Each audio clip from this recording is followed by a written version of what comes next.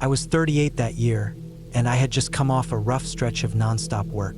I'd been grinding through construction contracts for almost 9 months straight, trying to keep ahead of bills after the split with my ex. She took the house, and I didn't fight her on it.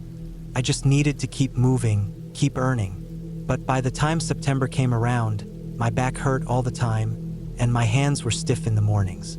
I was burned out. My buddy Jeff had told me about this place in northern Idaho, a cabin near Lake Pendo Ryle, way off the beaten path, past Sandpoint. He'd stayed there a couple of years earlier, said it was peaceful, dead quiet, surrounded by nothing but trees. That's exactly what I needed. No people, no phones, no traffic, just trees, water, and time to sit still for once. The place was old, owned by some guy named Arnold who lived out in Washington and rented it for dirt cheap as long as you didn't mind a little dust and the occasional squirrel getting into the attic. I didn't. I packed up my gear, loaded some canned food, a couple coolers with sandwich meat and water, and headed out. I didn't even tell anyone exactly where I was going, just that I was taking a break for a couple weeks. The drive from Spokane took about 3.5 hours. The roads got thinner the farther north I went, and by the time I turned off onto the narrow dirt path Arnold had marked in the instructions, I was already out of cell service. The air smelled like pine and wet dirt. I followed the road slowly, avoiding potholes and thick roots that had pushed up through the packed earth. It felt like I was going nowhere for the longest time, just endless forest and the crunch of gravel under the tires. Eventually, I reached the clearing. The cabin sat in a small patch of grass, surrounded by tall pines and birch trees, their leaves already starting to turn yellow. It wasn't big, just a single-story structure with a wide porch out front and a tin chimney poking out the top. The place looked like it hadn't been touched in a while, which was fine by me. I didn't need fancy, just quiet. I parked a few feet away, grabbed my bag, and walked up the creaking porch steps. The key was under a rusted coffee can, just like Arnold had said. Inside, the place smelled musty, but not bad. Just that old wood smell you get from places that sit empty too long. There were 2 rooms, a main living area with a small wood stove, a kitchen counter, and a worn couch, and a back room with a bed and a single window looking out into the trees. I spent the first couple hours airing the place out and getting set up. The windows opened, but they were stiff and I had to force a few. There was no electricity, just some oil lamps and a pile of chopped wood stacked next to the stove. I checked the cabinets. A few mice had gotten into them, but otherwise it was clean. I dumped my food into a cooler in the shade outside and unpacked my clothes. That night, I lit the stove and sat on the porch in a camping chair with a flashlight and a book, listening to the wind and the soft creak of the trees around me. It was perfect. The first few days were the best sleep I'd had in years. I woke up to birds instead of trucks or sirens. I spent mornings hiking around the lake, fishing off the rocks, or just lying in the grass doing nothing. My back started to loosen up, and the constant noise in my head began to quiet down. I didn't keep track of the days. I didn't care. Then, around the 5th or 6th night, things started to feel off. I remember waking up suddenly just after midnight. The room was dark except for the soft red glow from the stove in the other room. I didn't know why I woke up at first. There wasn't a sound. No wind. No animals. Just dead silence. That kind of silence you don't get in the city. I lay still, breathing slow, trying to figure out what had disturbed me. It wasn't a nightmare. I hadn't been dreaming. It was like my body knew something I didn't. I got up, grabbed the flashlight, and walked out into the main room. The fire had burned down low. I added a couple logs and checked the front door. It was locked. The windows were all shut. Nothing looked moved, but the feeling didn't go away. It sat in my chest like pressure, like when a storm's about to hit and the air gets heavy. I sat on the couch for a while, trying to shake it off. Eventually, I went back to bed, but it took a long time to fall asleep. The next day, I went farther into the woods than I had before. There was an old logging trail that cut east from the lake, and I followed it a couple miles in. The trees were thicker out there. I didn't see any animals, not even birds, just quiet, and that wasn't normal. At one point, I stopped to tie my boot, and I could swear I heard something snap, like a branch underfoot. maybe 30 or 40 feet into the trees. I stood still, listening, but nothing followed.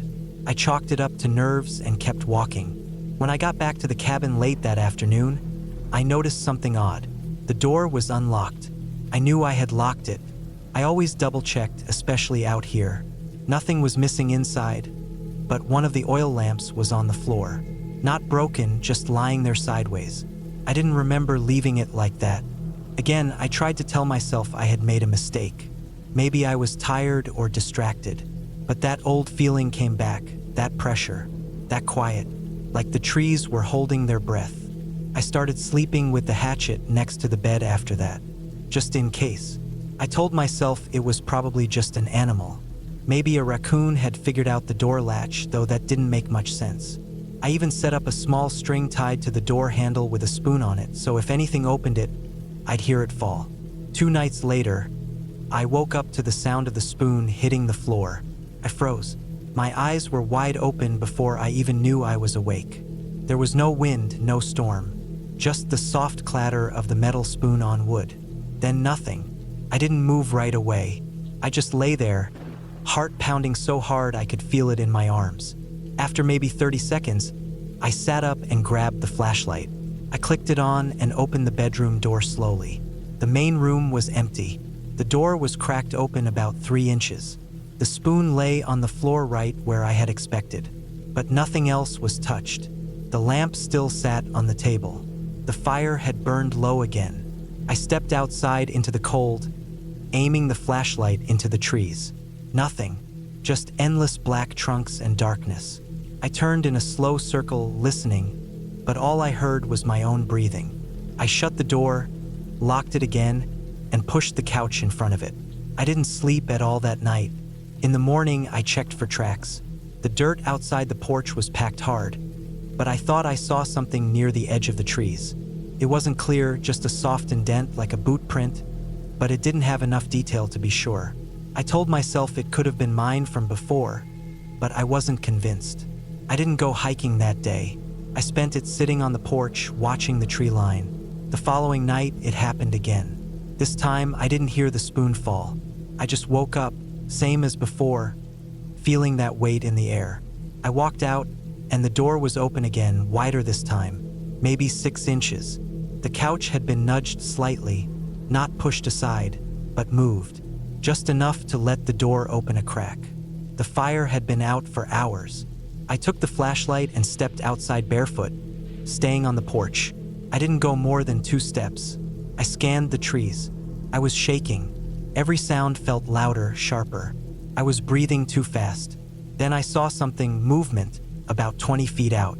Not an animal, not a bear or deer, person. They were standing between 2 trees, barely visible, but there, not moving. No flashlight, no gear, just a dark outline standing still, watching me. I didn't speak. I just backed into the cabin, slammed the door, and locked it. I pushed the couch back in place and dragged the table over too. I didn't sleep.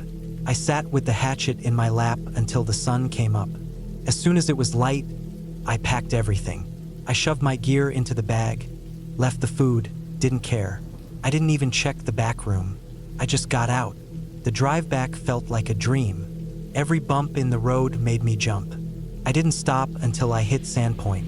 I sat in a gas station parking lot for half an hour, just breathing.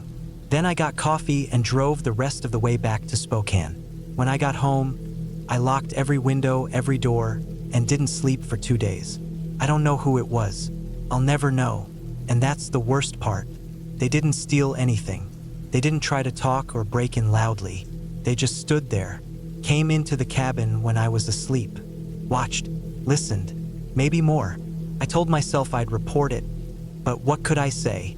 I didn't have a name, no photo, no evidence, just a feeling, a sound, a door slowly opening, a shadow in the trees. I never went back. I never will. And I always lock every door now, twice.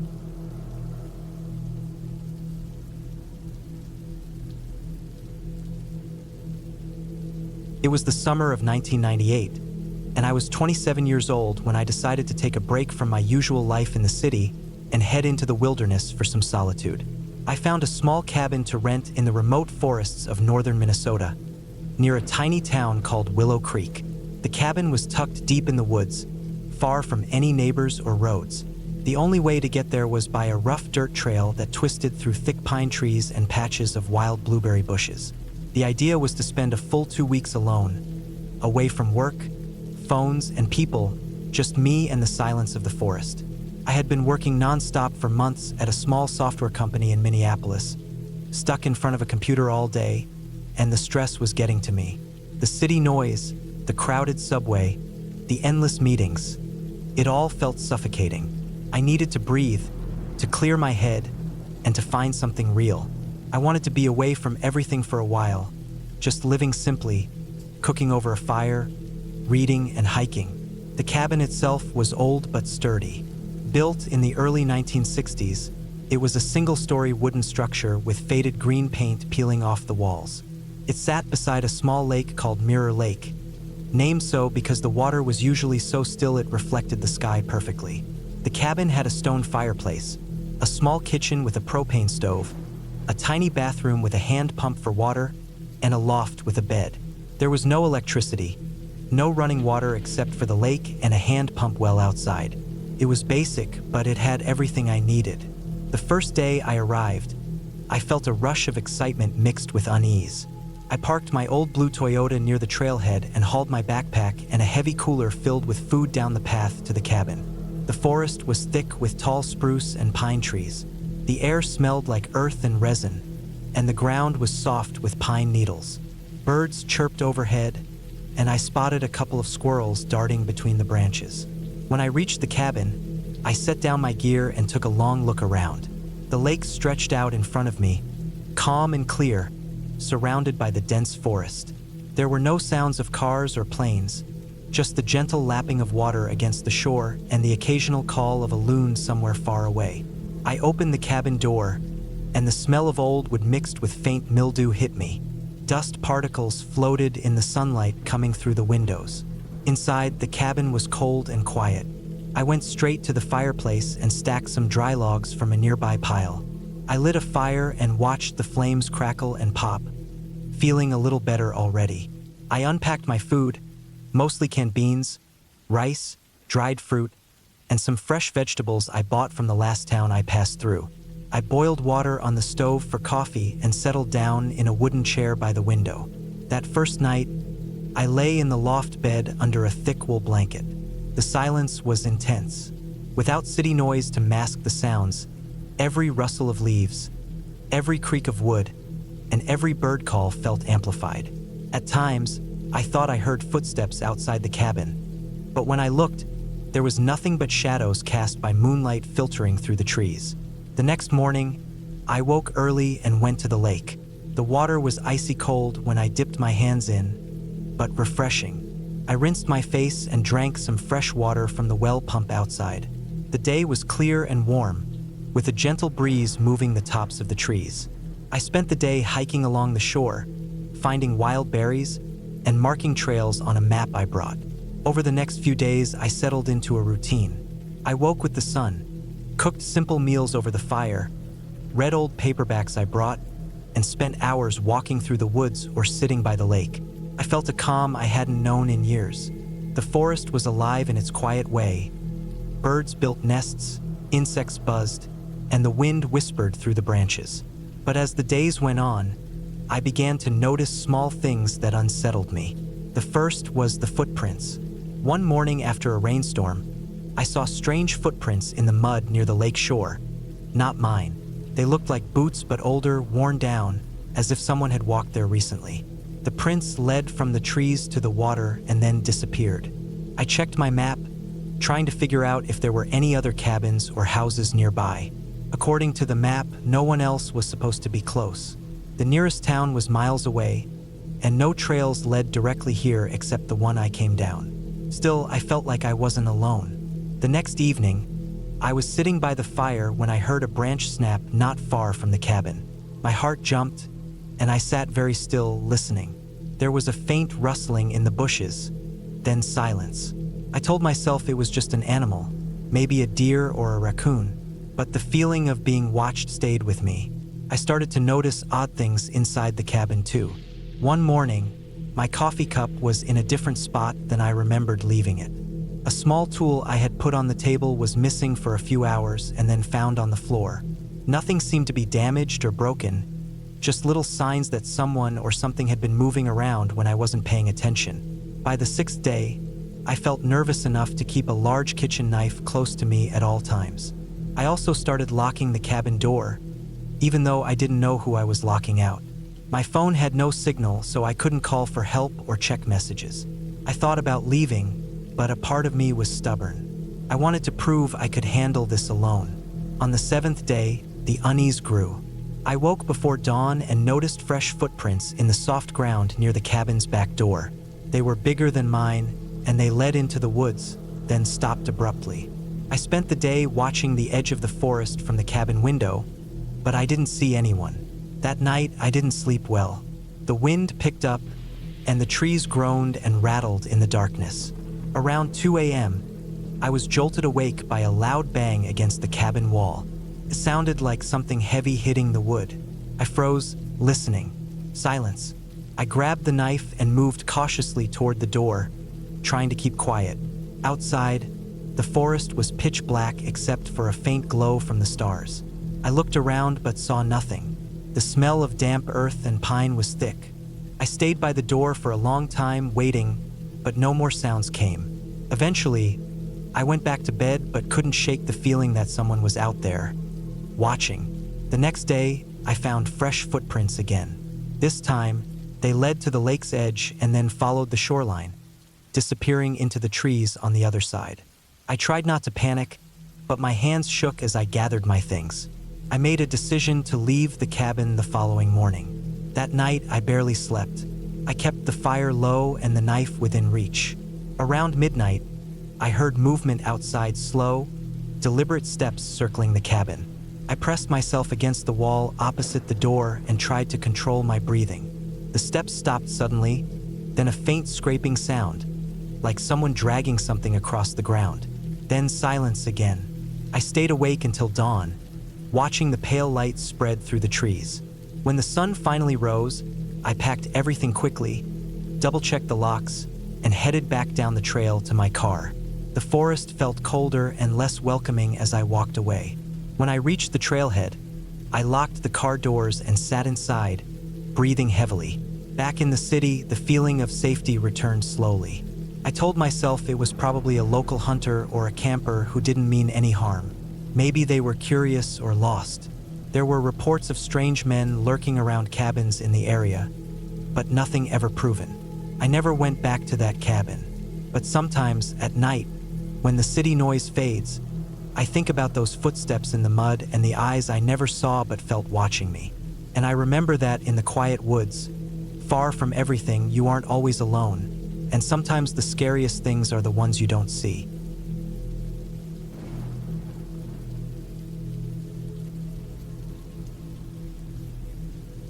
It was the fall of 2018 when I decided I needed to get away from everything for a while. I was 32 at the time, working a job I didn't love in Indianapolis, living alone in a small apartment just outside the city. Life had started to feel like one long blur of traffic, emails, and silent dinners. I wasn't depressed or anything, but I felt tired all the time, like I had been walking in circles for months without noticing it. I wanted quiet. I wanted to feel something different. So, I rented a small cabin up in Michigan, in a remote area near the Manistee National Forest. The place had no internet, no phone reception, and barely any sign of other people. It was a simple wooden structure with a sloped green metal roof, a small front porch, and a single chimney sticking out of the top. Inside, it was just one big room with a wood stove, a small kitchenette, and a bed pushed against the far wall. There was a separate bathroom with a composting toilet and a small shower, but that was it. I brought a few books, some basic groceries, a camping knife, and enough bottled water to last the week. The cabin came with firewood and propane, so I figured I'd be fine. The first day was quiet. I arrived just after lunch, parked the car behind the cabin where the dirt road ended, and carried my stuff inside. The forest was already deep into fall colors. Yellows, reds, and browns all around me, and the air smelled like dry leaves and cold soil. It was peaceful, and I liked that.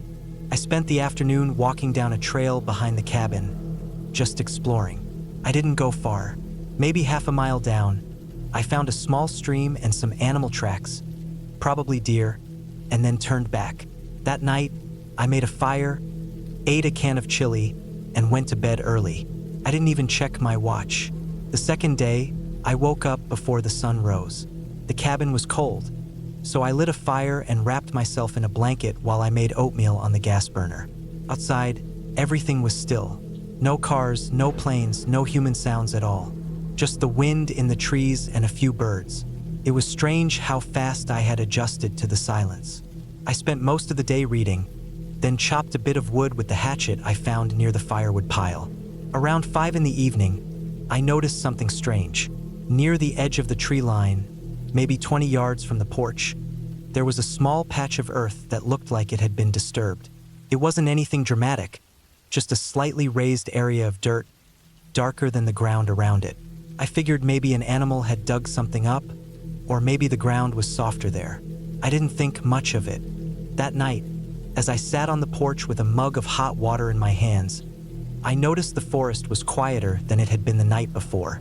There were no birds, no rustling leaves, nothing. Just dead silence, like the woods had shut themselves off. I stayed out for another 10 minutes before going inside and locking the door, even though I hadn't bothered the night before. Around 2 in the morning, I woke up to a thud. It wasn't loud, but it was sharp, like something hitting the wall outside. I sat up in bed and waited, listening. There were no footsteps, no voices, just that single thud and then silence. I didn't move. I just sat there under the covers, wide awake, waiting for another sound. None came. Eventually, after about an hour, I fell asleep again. The next morning, I went outside and looked around. Nothing was out of place. I walked around the cabin, checking the walls. On the backside, near the base of the wall under the bedroom window, there was a small dent in the wood, like something heavy had struck it. Not enough to do real damage, but enough to mark it. It wasn't there when I arrived, I was sure of that. I stood there staring at it for a while, then walked over to the tree line and looked around. Nothing. No tracks, no signs of animals. Just silence and leaves. Later that day, I took the same trail I had walked on the first day. I figured some movement would help me shake the weird feeling I had. I passed the same stream, followed the same path, but this time I kept going a little farther. Maybe another half-mile in, I found something odd. There was a small clearing just off the trail, and in the middle of it, someone had built a fire pit. Not a casual one, either. It was surrounded by stones in a neat circle, with old ashes in the middle and pieces of charred wood. I hadn't seen any smoke, and the ashes were cold, but the pit didn't look abandoned. The wood looked too fresh. I looked around for any sign of people, maybe a tent, a trail camera, a tarp, anything, but the clearing was empty. I stayed there for a few minutes, then headed back to the cabin. I didn't like the feeling in my gut. Something about that fire pit didn't sit right with me. That night, I locked the door again and made sure all the windows were shut tight. I kept the hatchet near the bed and tried to tell myself I was just being paranoid. I stayed up late reading, trying to distract myself, but around midnight, I heard something again. This time it was softer, like someone walking on dry leaves. I got out of bed and turned off the lantern. I stood there in the dark, listening. The sound came from the back of the cabin again. Slow steps, like someone trying not to be heard. Then it stopped. I waited maybe 5 minutes, then moved quietly to the window and looked out. I couldn't see anything, just the trees and the faint outline of the trail in the moonlight. Still, I didn't go back to sleep. I stayed up the whole night, sitting in the chair by the stove with the hatchet in my hand. When the sun finally came up, I went outside right away. I walked around the cabin again and found more marks near the back. Footprints this time. Not boot prints, bare feet. I'm not an expert, but they looked like adult feet, wide and flat, with deep impressions in the soft ground. The steps came out of the woods, circled the cabin, and then went back into the trees. I followed them a short way, maybe 30 feet, before they disappeared into the leaves and underbrush. That day, I packed my things and loaded them into the car, but I didn't leave. I wanted to, badly, but something stopped me. Pride, maybe, or just stubbornness. I told myself I'd stay one more night, then leave first thing in the morning. No more walks, no more exploring. Just one more night. I kept the hatchet even closer that evening, and I blocked the front door with a chair. I kept a flashlight in my hand, and I turned off all the lights inside. I sat there in the dark, listening. Around midnight, I heard the steps again. This time, they came around the front, slow and steady. I moved to the front window and peeked through a crack in the curtain. I didn't see anything at first, just the porch and the trees beyond. Then I noticed a shape move between two trees, low and slow. It wasn't an animal. It was a person, crouched low, moving sideways like they were trying to stay hidden. I ducked down, heart racing. Whoever it was, they didn't come closer. After about 10 minutes, the sound stopped again. I stayed on the floor for an hour before I dared to move. I didn't sleep at all that night. At sunrise, I got in the car and drove out fast. The dirt road was narrow and rough, but I didn't care. I didn't stop until I reached a gas station almost 40 miles south. I went inside, used the bathroom, and stood in front of the coffee machine shaking so hard I could barely hold a cup. I didn't talk to anyone. I just got in the car and kept driving until I made it back to Indianapolis. Later that week, I called the rental company and told them something strange had happened at the cabin. I didn't go into detail. They just said they'd look into it. I never heard back. A few months later, I tried to find the listing online again, but it was gone. Maybe they took it down, maybe someone else bought it. I didn't care. I never went back. I still think about that place sometimes. About the tracks, the fire pit, the sound of footsteps in the leaves. I don't know who was out there or what they wanted. Maybe it was just some local living off-grid, or someone messing with me for fun. But there was something about the way they moved, how careful they were, how quiet they stayed. Felt like it wasn't random. Felt like they had done it before. But the part that really gets to me, the part one still remember in the middle of the night, is what I found weeks later when I finally unpacked the last of my stuff. In the bottom of my duffel bag, buried under a sweatshirt, was a small piece of twine. Not mine. I don't carry twine. It was rough, homemade, and tied into a loop. I don't know how it got there. I don't know when. Maybe it meant nothing. But I haven't gone back to the woods since. And I don't think I ever will.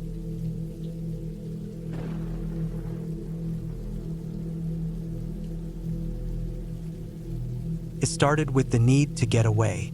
I had been working nonstop for almost 10 months, stuck in the same routine every single day.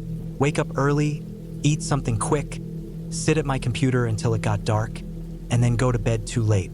I wasn't sleeping well. My back ached from sitting too long. My mind felt foggy all the time. I couldn't concentrate, couldn't remember what day it was, and everything I did felt automatic. I needed a break before I burned out completely. I found the cabin on a rental site I had never used before. It wasn't listed on any of the bigger websites. The photos showed a small wooden cabin tucked deep in the woods, next to a narrow lake. The place was remote. No nearby towns, no neighbors, no cell service. Exactly what I was looking for. I booked it for a week.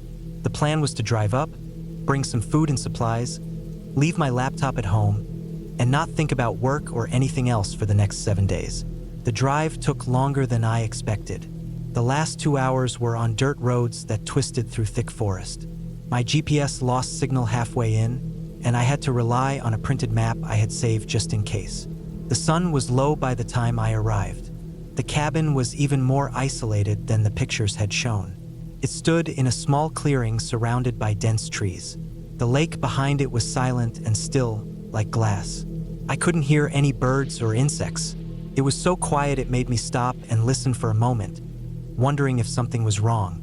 But there was nothing, just pure silence. I unlocked the cabin with the key from the lockbox. Inside, everything was simple but clean. A bed, a small kitchen, a fireplace, and a single wooden table with a chair. There was no TV, no Wi-Fi, no microwave. Just the basics. I unpacked my things slowly, placing my groceries in the tiny fridge and folding my clothes into the dresser. As I moved around, The wood floors creaked under my feet. It wasn't creepy, just old. The kind of noise you expect in a place like that. That first night, I sat on the small porch facing the lake.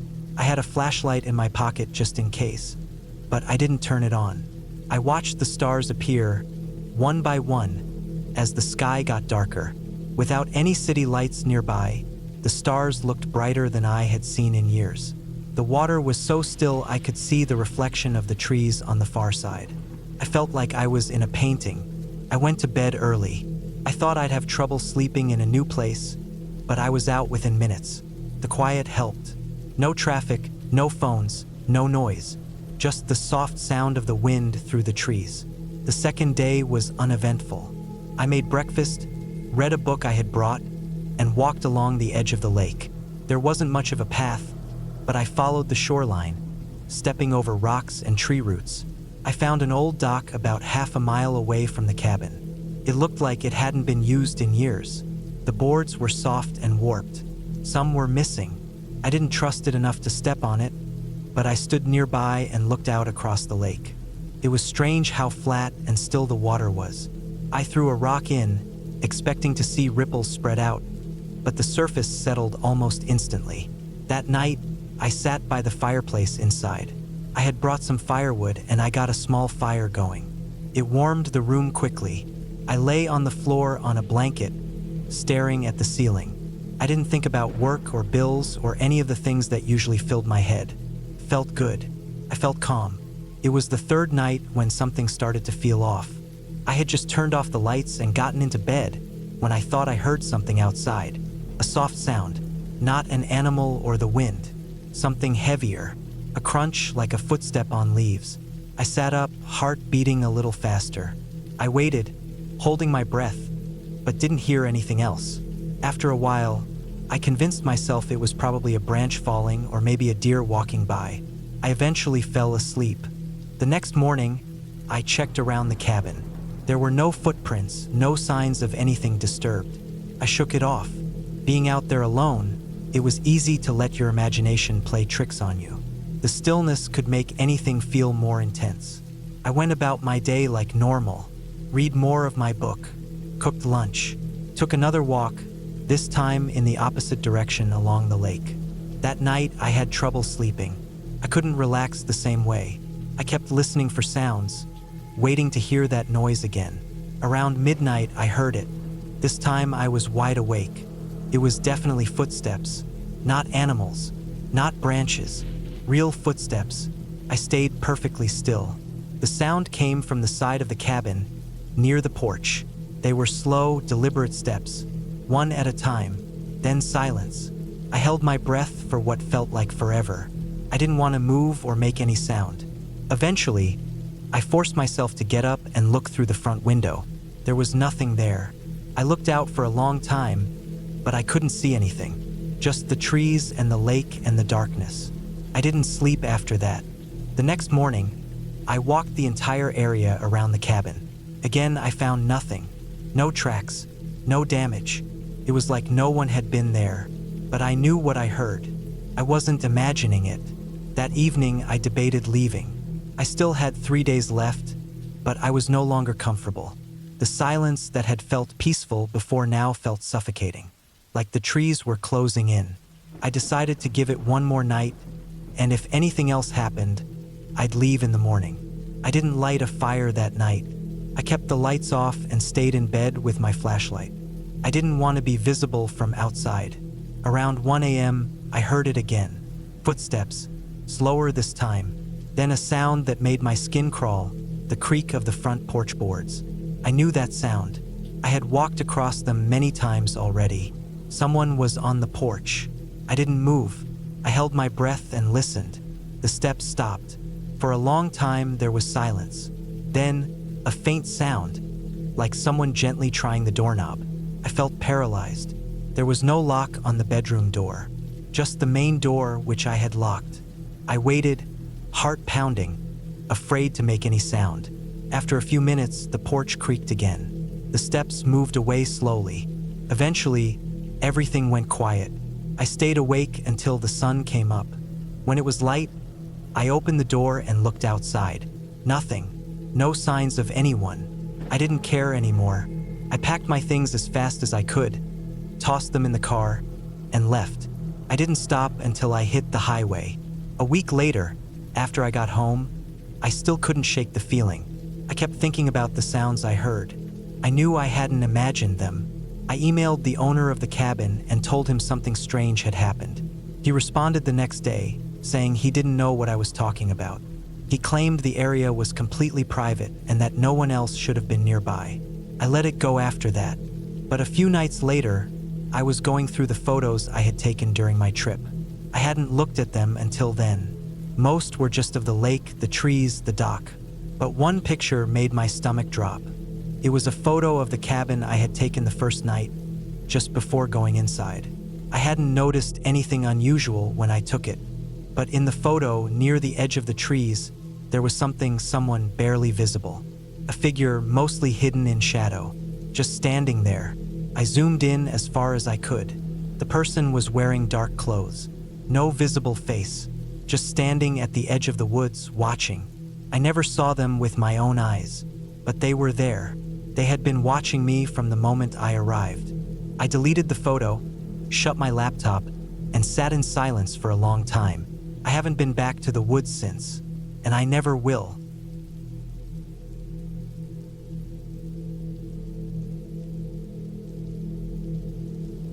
The air was thick with the scent of pine and earth as I drove deeper into the woods. The car's engine hummed, and the road seemed to stretch endlessly before me. It was my first time renting a cabin in this part of the forest, and the excitement of a weekend away from the city was enough to make me forget the nagging feeling that something wasn't quite right. I had always found comfort in the quiet, the solitude that came with being surrounded by nature. But now, with each mile I drove, that sense of peace seemed to be slipping away. I had booked the cabin online, trusting the glowing reviews and picturesque photos. It was supposed to be a rustic getaway, secluded and peaceful, far from the bustle of everyday life. The place was perfect in every way, except for the road leading up to it. The gravel was uneven, and the trees grew so close that they almost seemed to be closing in on me. The path was barely wide enough for my car, and every few hundred yards, the road seemed to disappear into the underbrush, leaving me wondering if I was going the right way. After what felt like hours, I finally spotted the cabin. It was nestled in a small clearing, a modest wooden structure with a stone chimney that promised warmth on a chilly night. The cabin looked almost too perfect, like it had been placed there just for me. There was no one else around, just the trees and the sound of birds in the distance. I parked the car and grabbed my bags, feeling a slight twinge of unease as I approached the front door. The air was still, and the only sound was the crunch of gravel beneath my boots.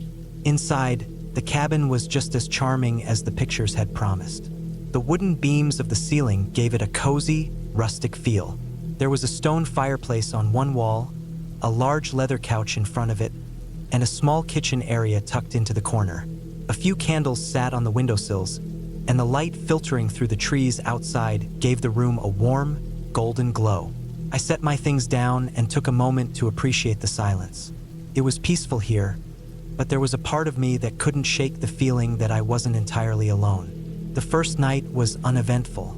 I settled in, started a fire in the hearth, and made myself some dinner. The crackling of the wood in the fireplace was the only sound that filled the cabin, and it was a welcome change from the noise of the city. I read a book, then went to bed early, tired from the long drive. The bed was comfortable, the sheets soft, and I quickly drifted off to sleep, the quiet of the cabin lulling me into a deep slumber. But that night, I woke up to something strange. It was a subtle sound at first, something faint, almost imperceptible. It took me a moment to realize what it was. Scratching. It wasn't loud enough to be alarming, but it was persistent. I lay there in the dark, staring up at the ceiling, trying to ignore it. Maybe it was just an animal outside, a raccoon or something, I told myself. But the sound continued, scratching at the walls, at the door, at the windows. It seemed to be coming from all directions, and it was growing louder. I sat up in bed, heart racing, and listened. The scratching stopped for a moment, and for a brief second, I thought it was over. But then came the thud, a heavy, deliberate thud that shook the walls. It was followed by more scratching, louder now, more frantic. My pulse quickened, and I felt a cold sweat break out on the back of my neck. I wasn't sure what to do. I could check outside, but I didn't want to open the door, not with whatever was out there making those noises. I tried to tell myself it was just an animal, but deep down, I knew something wasn't right. I got out of bed and grabbed the flashlight from the drawer beside the bed. My hands shook as I turned it on, the beam of light cutting through the darkness like a knife. I tiptoed to the window and peeked through the blinds. What I saw made my blood run cold. There, just outside the window, was a figure. It wasn't a person, not really. It was tall and hunched over, its features hidden in the shadows, but I could see enough to make out its shape. It was crouched down, scratching at the wall of the cabin with long, spindly fingers. Its skin was pale, almost translucent, and its arms seemed too long for its body. For a moment, I froze, too terrified to move. My heart pounded in my chest, and I held my breath, praying it wouldn't hear me. The figure moved, slowly at first, then more quickly, as though it had sensed my presence. It turned its head, and for the briefest second, I thought I saw its eyes wide, unblinking, and unnaturally dark. Then it vanished into the trees. I didn't wait to see if it would return. I backed away from the window, my legs weak beneath me. My mind raced, trying to make sense of what I had just seen. Had it been a person? No, it couldn't have been. The way it moved, there was something wrong with it. It wasn't human. I thought about calling for help, but the nearest town was miles away, and I didn't have a phone signal. I was alone out here, isolated. My only choice was to wait until morning, but I knew I wouldn't be able to sleep again. I spent the rest of the night on the couch, the flashlight clutched tightly in my hand, my ears straining for any sign of movement outside. When the sun finally rose, I felt a bit of relief. The light of day made everything seem less menacing. I stepped outside, cautiously at first, scanning the woods around me. There was no sign of the strange figure, no trace of anything unusual. The cabin looked the same as it had the night before, quiet, serene, untouched. But I couldn't shake the feeling that something was wrong. As the day wore on, I tried to convince myself that it had been a bad dream, that the figure had been some trick of the light or a figment of my imagination. But deep down, I knew it had been real. Whatever it was, it had been out there, and it might still be watching. I spent the rest of the day exploring the woods around the cabin, trying to distract myself from the fear gnawing at the back of my mind. The forest was beautiful, peaceful even, but the unease lingered.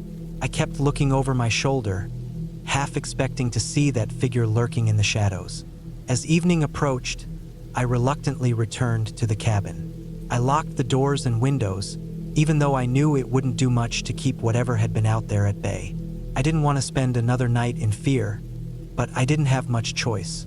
I tried to settle in, made myself some dinner, and lit a fire in the hearth, but it was hard to shake the feeling that I wasn't alone. The night passed in silence, the wind howling outside, but nothing came. No scratching at the walls, no thuds, no eerie figures in the shadows. By morning, I was exhausted, but the relief of making it through the night was overwhelming. I packed my things and left the cabin early, not bothering to check out with the owner. I couldn't get out of there fast enough. The place had been beautiful, peaceful, but something about it wasn't right. Maybe it was the isolation, the strange noises, or the figure I had seen. Whatever it was, I knew I wouldn't be coming back. As I drove away, the road seemed less daunting, the trees less oppressive. I still couldn't explain what had happened, but I didn't need to. All I wanted was to get back to civilization, to the noise and the crowds, where things felt normal again. I never told anyone about what I saw. Who would believe me? It was just a weekend in the woods, after all. But every time I close my eyes, I can still see that figure in the shadows, scratching at the walls of the cabin, waiting. And I can't help but wonder, what if it's still out there, waiting for the next person to come through?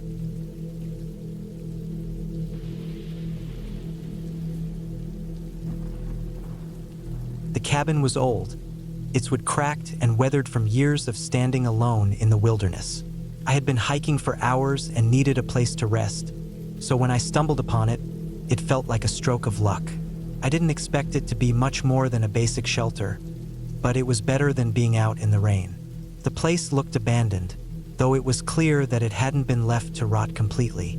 A few broken windows, the roof sagging a bit, but overall it still had some life in it. I didn't mind. After all, I was just passing through. I pushed the door open slowly, expecting it to creak, but surprisingly, it barely made a sound. Stepping inside, I could immediately tell the air was different. It felt colder than it should be, despite the warm temperature outside. The inside smelled musty, like old wood and dampness. I set down my backpack and took a look around. The cabin was small, with a single room containing a fireplace, a wooden table, and a couple of old chairs. There was a cot pushed against the wall, the mattress thin and worn, but it was better than nothing. I took off my boots, grateful to rest my aching feet, and sat on the cot for a moment. The silence was almost too much to bear, but it wasn't uncomfortable. I let out a long breath, taking in the quiet of the place, and decided to start a small fire in the fireplace.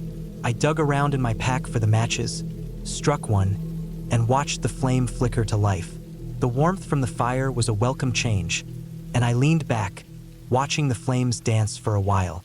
The sun began to set, casting a reddish hue across the cabin. I made a simple meal with some of the canned food I had in my bag. It wasn't much, but it was enough to fill me up. As I ate, I thought about the hike ahead of me. I was planning to head deeper into the forest the next day, but for tonight, I just needed rest. The darkness outside crept in, and with it, the night sounds. The wind began to howl, rattling the windows, and I could hear the occasional rustle of leaves from the trees. I was used to these sounds. Nature had its way of making everything feel alive, even in the dead of night. I finished eating and cleaned up, then sat by the fire for a while longer. There was a strange sense of unease settling in, but I couldn't quite put my finger on it. It wasn't the cabin itself. It was the feeling of being watched, though I was alone. I glanced around the room, my eyes lingering on the shadows, but nothing seemed out of place. The silence returned, and I felt the weight of it pressing in. Maybe it was just the isolation, I thought. It had been a long day, and I was tired. Eventually, I crawled into the cot and pulled the thin blanket over me. The fire had died down to embers, but I could still feel the residual warmth. I closed my eyes and let the darkness take over. I wasn't sure when I drifted off, but the next thing I knew, I was awake, and it was pitch black outside. The wind had picked up, howling louder than before, and something else was in the air. The silence felt oppressive now, the kind of silence that makes you feel like something is wrong, like something is waiting. I sat up in the bed, heart pounding for no apparent reason. The cabin felt colder, the fire long since gone. I didn't remember feeling this uneasy earlier. The wind was howling outside, but I could swear I heard something else. Scraping, faint at first, then growing louder. It sounded like it was coming from the roof, or maybe the walls. I strained my ears, trying to focus, but the noise stopped suddenly. I listened carefully, but all I could hear was the wind. I was almost convinced it was just my imagination, but something about it didn't sit right. I stood up slowly, grabbing my flashlight from the bag. The beam of light sliced through the darkness, revealing the wooden walls and the small room. Nothing had changed, but the feeling of being watched was stronger now. I shone the light around the room, hoping to find something that would explain the weird noise, but there was nothing. I felt stupid for getting so worked up, but I couldn't shake the feeling that something was wrong. I walked over to the door and checked the latch. It was secure, but I couldn't help feeling like someone was out there, just beyond the walls. My hands trembled slightly as I turned off the flashlight, standing in the dark with nothing but the wind howling outside. It was so quiet now except for the wind. And then I heard it again, the scraping sound, this time louder, almost as if something was trying to climb up the walls. My pulse quickened, and I froze in place, trying to make sense of it. It wasn't just the wind. Whatever was making that noise was real. It was coming from somewhere above, somewhere in the rafters, but there was nothing there. My mind raced, and I felt the hairs on the back of my neck stand up. I knew I had to check, but I didn't want to. The thought of going up into the loft, where I could barely see, made my stomach churn. But I had to know. I wasn't about to sit here and let whatever it was scare me half to death. I grabbed a lantern and lit it, the soft glow casting shadows on the walls. The attic ladder was up against the wall near the corner of the cabin, its rungs creaking as I pulled it down. The noise from above had stopped, but the feeling in the pit of my stomach told me something was up there. I climbed the ladder slowly, one step at a time, trying to keep my breathing steady. The higher I got, the more I could feel the cold. It was colder up here, much colder than the rest of the cabin. My breath formed a cloud in front of me as I reached the top. I hesitated for a moment, but then I pushed open the hatch. The attic was dark, just a few beams and insulation. There was nothing up there, nothing at all. I scanned the space with the lantern, but the shadows and beams made everything look distorted, like it was shifting in the dim light. I felt a wave of relief wash over me, but that relief was short-lived. As I turned to climb back down, I noticed something that wasn't there before. A mark on the wood of the ceiling, scratched into the surface like something had been clawing at it. My heart skipped a beat. I stepped back down the ladder, my mind racing. I didn't know what to make of it, but I wasn't staying up there any longer. I slammed the hatch shut and pulled the ladder back up. I went back to the main room, pacing, trying to calm myself. The wind was still howling outside, but the noise from above had stopped. The cold was creeping in, though. I could feel it in my bones. I tried to focus on the fire, but it was long gone. The wind picked up again, rattling the windows, and something else moved in the darkness outside. The scratching sound returned, but it wasn't from the roof anymore. It was closer now, moving around the cabin, scraping against the walls. It sounded almost like it was circling, getting nearer. My heart pounded in my chest. I didn't want to look out the window, but I knew I had to. My breath caught in my throat as I approached the glass, my mind screaming at me not to. I peered out into the darkness, but I couldn't see anything, just the outline of trees swaying in the wind. Then something flashed, a movement just for a second. Something large, hunched over, moving through the shadows. I blinked, but it was gone. I turned away from the window, panic setting in. There was something out there, something I couldn't see clearly, but I knew it was real. I wasn't alone anymore. I could feel it, could hear it moving outside. I had no choice but to leave the cabin, to get out of there before whatever it was found its way in. I grabbed my pack, shoved on my boots, and rushed out the door into the night. The wind hit me hard, but I kept running, not stopping, not looking back. The forest around me was thick with trees, the branches swaying violently in the wind. I could hear the rustling of leaves and something else. Footsteps, heavy, deliberate, following me. I didn't stop until I reached the trailhead, gasping for air, my heart still pounding. I looked over my shoulder, but there was nothing. No figure, no sound, just the wind howling through the trees. I stood there for a long time, trying to steady myself, and when I felt calm enough, I turned and walked down the trail, heading for the nearest town.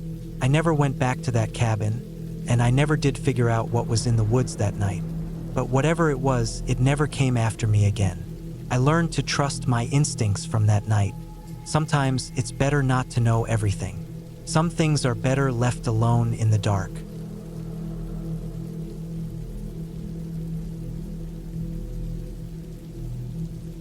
It was just supposed to be a weekend getaway. A few days to escape the noise of the city, get away from work, and clear my head. I found this little cabin in the woods, tucked away far enough that no one could hear you scream, though I wasn't expecting that to be something I'd think about. The cabin was old, but sturdy. It had that worn-down charm that made it feel lived in, like it had stories to tell. I figured it would be a perfect retreat for some quiet time. I could get some reading done, maybe even write a bit, but I certainly didn't plan on anything else. The drive up was beautiful. The leaves on the trees were turning, painting the landscape in rich yellows, oranges, and reds. It wasn't too cold yet, but the chill of autumn was settling in. When I pulled into the small gravel parking area, the cabin seemed to appear out of nowhere, almost as if the trees had parted to let me in. The wood had a deep, weathered brown color, the kind of wood that felt alive, as if it had been shaped by countless years of rain and sun. It wasn't huge, just a small one-bedroom, but enough for me. The door creaked when I opened it. The smell of aged pine and old wood hit me immediately, followed by the scent of a wood stove that had been unused for a while. I set down my bag and took a moment to soak it all in. There was something soothing about the quiet, something I hadn't realized I needed until that very moment. I closed the door behind me, kicked off my boots, and looked around. The place was exactly what I needed. It had a rustic charm. Simple furniture, an old rocking chair by the window, a few mismatched rugs on the wooden floor. The kitchen area was small but functional, with a stove that looked like it had been there since the cabin was first built. A single bed, an antique dresser, and a worn-out armchair in the corner completed the room. Everything seemed to have a history. The place was perfect. I unpacked my things and started a fire in the stove, careful to get the kindling just right. The warmth from the fire filled the room, and I pulled a blanket from the bed, settling into the armchair to read a book I'd brought. Hours passed without me even realizing it. The peaceful silence was comforting, and the crackling of the fire added a rhythm to the quiet. But as night fell, I couldn't shake the feeling that something was off. It wasn't anything I could put my finger on, just a creeping sense of unease that settled in with the dark.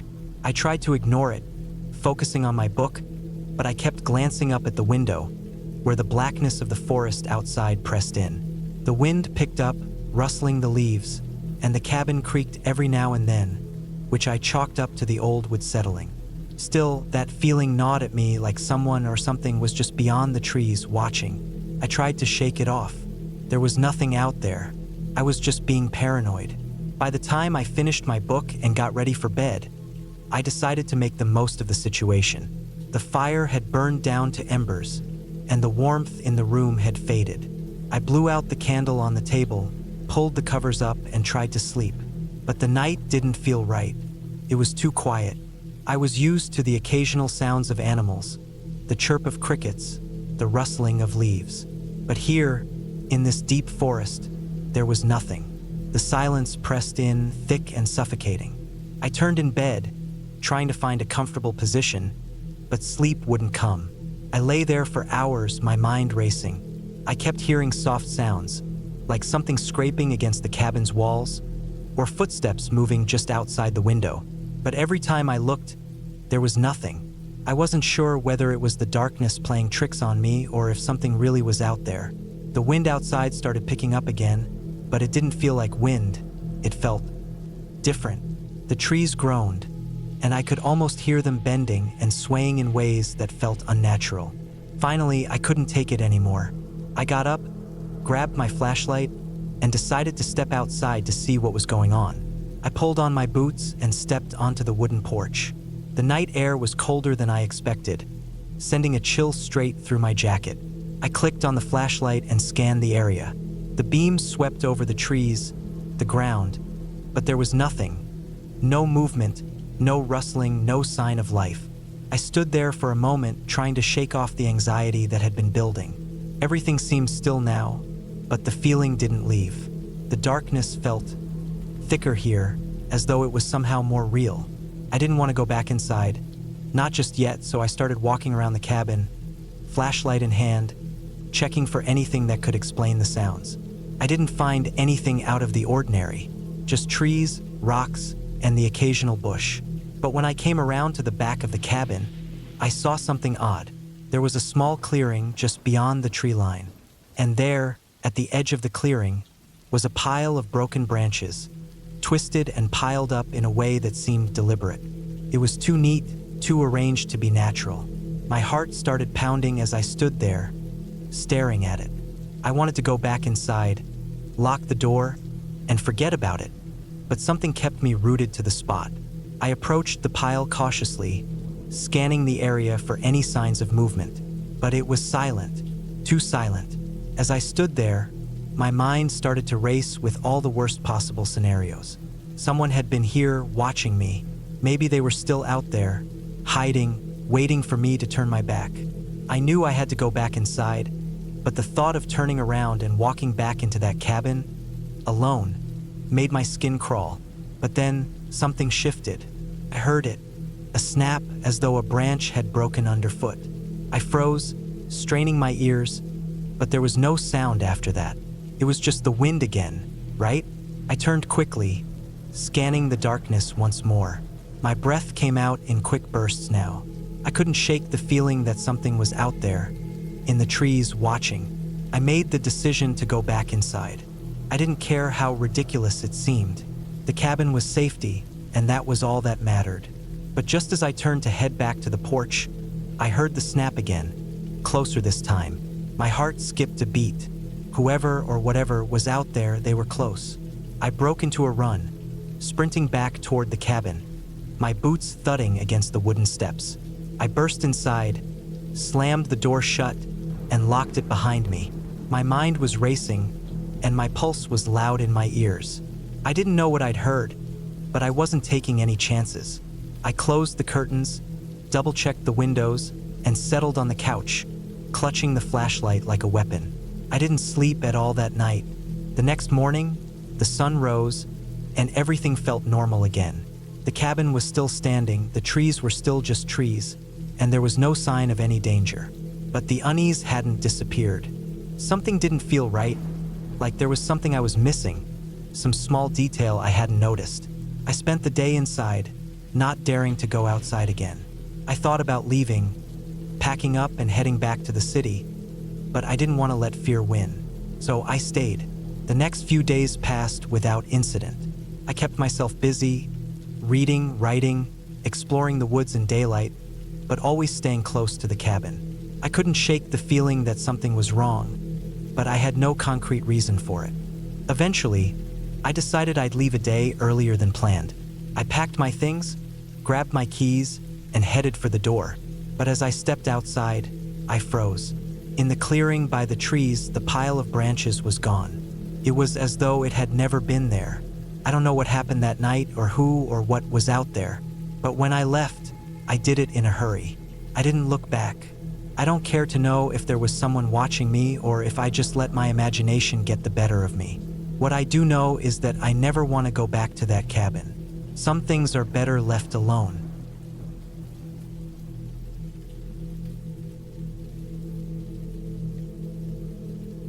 I was 34 years old when I decided to hike and camp solo for the first time.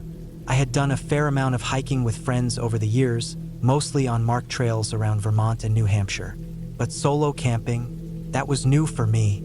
I'd recently moved to western Wyoming, and one weekend in late September 2022, I finally decided to stop thinking about it and just go.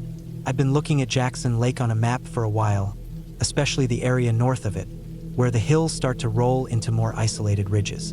I found a less traveled trail that led along the west side of the lake, with several forks that climbed into a remote patch of forest behind a ridge called Fall Creek Butte. Not a lot of people went up there. No campsites, no facilities. That was the draw. The plan was simple. Hike in on Friday morning, set up camp somewhere behind the ridge, stay one night, and hike out Saturday afternoon. I didn't tell too many people, just sent my brother a text with a pin of the general area. I figured cell reception would be weak, so I also wrote down the trail name and left it on the kitchen counter at home. I packed conservatively but thoroughly: tent, sleeping bag, bear spray, food for 2 days, a Jetboil stove, first aid kit, water filter, and extra socks. The forecast was dry and cool. I left just after sunrise Friday and parked at a small gravel turnout by the trailhead. Only one other car was there. The first few hours of hiking went smoothly. The trail was marked but rugged. I saw moose tracks along the edges and heard distant elk bugling, which was pretty surreal. The leaves had just started turning. The higher I climbed, the more orange and red filled the trees. By mid-afternoon, I reached the ridge I had seen on the map, Fall Creek Butte. It wasn't much of a summit, more like a long, uneven hump of rock and soil about 7,500 feet up. Once I was over it, I found a small hollow near a stream to pitch my tent. The water was flowing slow but steady, and the ground was soft but dry. The area felt isolated. No human sounds, no traffic noise, no airplanes, just trees and wind. I set up my tent in a small clearing about 30 yards from the stream. I made sure to hang my food high in a tree, away from the tent. Then I cooked some dehydrated chili and ate while sitting on a rock. The sun dipped behind the trees early. By 7 p.m., it was getting cold. That night was quiet, but I didn't sleep well. Every little sound outside the tent made my body tense. It wasn't fear exactly, just high alert. I heard something rustling near the stream at one point, maybe a deer or raccoon. At one point around 2 a.m., I sat up in my sleeping bag and just listened. Total darkness. Even the moon was low and blocked by trees. Morning brought some relief. I unzipped the tent and felt the cold air rush in. My breath fogged out in front of me. I made some instant coffee and ate a protein bar, then walked a little upstream to refill water. My plan was to explore a nearby rise I'd seen the day before. Looked like a small bluff just west of my camp. I left most of my gear behind and took a small day pack with water, my map, a snack, and my phone. Even though it had no signal, I also carried the bear spray on my hip. The slope up to the bluff was steeper than I expected, and the ground was loose with pine needles and broken twigs. I kept climbing, pulling myself up by tree trunks and roots. When I reached the top, the view was worth it. Through breaks in the trees, I could see Jackson Lake glinting in the distance, and the Tetons far beyond it. I sat for a while, drank some water, and listened. Then I noticed something strange. It was quiet, too quiet. Even for the backcountry, the silence felt unnatural. No birds, no insects, just the wind. That's when I felt something shift in my gut. A pressure like being watched. I told myself I was just being paranoid and started heading back. I took a slightly different path down, thinking it would circle back to the stream. But within 20 minutes, I realized I was off. The slope kept pulling me down farther than I expected, and I wasn't seeing any of the landmarks I recognized. I doubled back but must have angled wrong. My map didn't help much, too zoomed out. I didn't have GPS. I hiked for what felt like an hour trying to reorient, scanning for anything familiar. I finally found the stream again, or so I thought, but something about it felt wrong. It was wider and the bank was more eroded. I followed it anyway, thinking maybe it would eventually lead me to camp. That's when I found the dead elk. It was lying on its side in the shallows, legs twisted unnaturally. The eyes were gone. Its hide had been torn open at the abdomen, ribs exposed. Flies buzzed thick in the air. The thing was fresh, no more than a day old. But what struck me was how clean the wounds were. No drag marks, no scattered fur. It wasn't a bear kill, at least not like the ones I'd seen before. This thing had been opened with precision. I stood there staring for too long. Then I started moving faster. The stream curved and twisted through thicker woods, and the sun had shifted high overhead.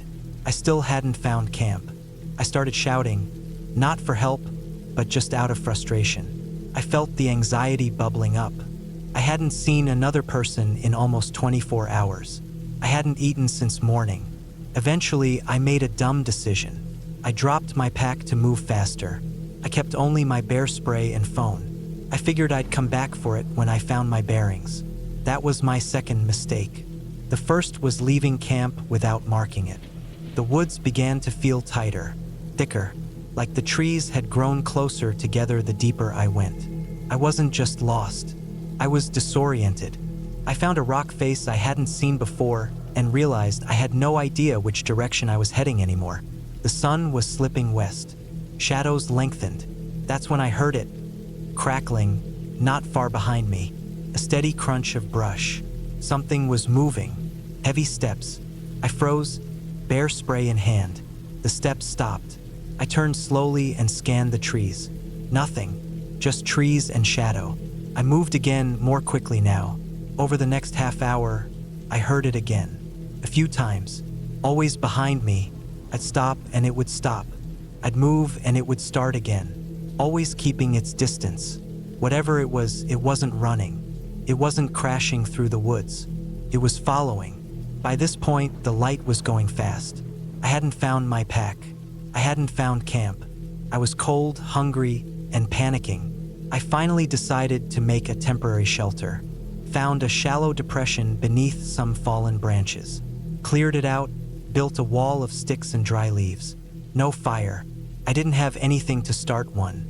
That night was the longest of my life. I didn't sleep, just sat there, gripping the bear spray, knees tucked to my chest. The temperature dropped into the 30s. Every hour I'd hear movement, soft, careful, staying just far enough that I couldn't see it. I made it to morning, barely. I stood up, stretched my aching legs, and started walking again. My goal was just to find any sign of trail, anything. I climbed higher ground and spotted a break in the trees. Looked like a rocky outcrop. When I reached it, I could finally see the lake. Far off, but visible. I angled toward it, moving faster now. Took me another 6 hours of hiking, backtracking, and second-guessing before I hit a trail. A real one, packed earth, footprints. I nearly cried when I saw it. I followed it south. By late afternoon, I reached the turnout where my car was still parked. The other car was gone. When I got home that night, I ate until I felt sick and slept for almost 12 hours. I never went back to that ridge. But a few weeks later, I looked up the area on some old hunting forums and backcountry blogs. I wasn't the first to report strange kills near that ridge. Several posts mentioned cleaned carcasses. No drag marks, sometimes deer, sometimes elk, all in the same hollow near Fall Creek Butte. One post from 2016 stuck with me. A hunter claimed he'd seen a man in full camo watching him from the trees. Silent, just standing. He thought it was a ranger until he realized the man wasn't carrying a rifle, just a long blade. The forest is big, bigger than we think. And not all the dangers in it have claws. Some of them wear boots.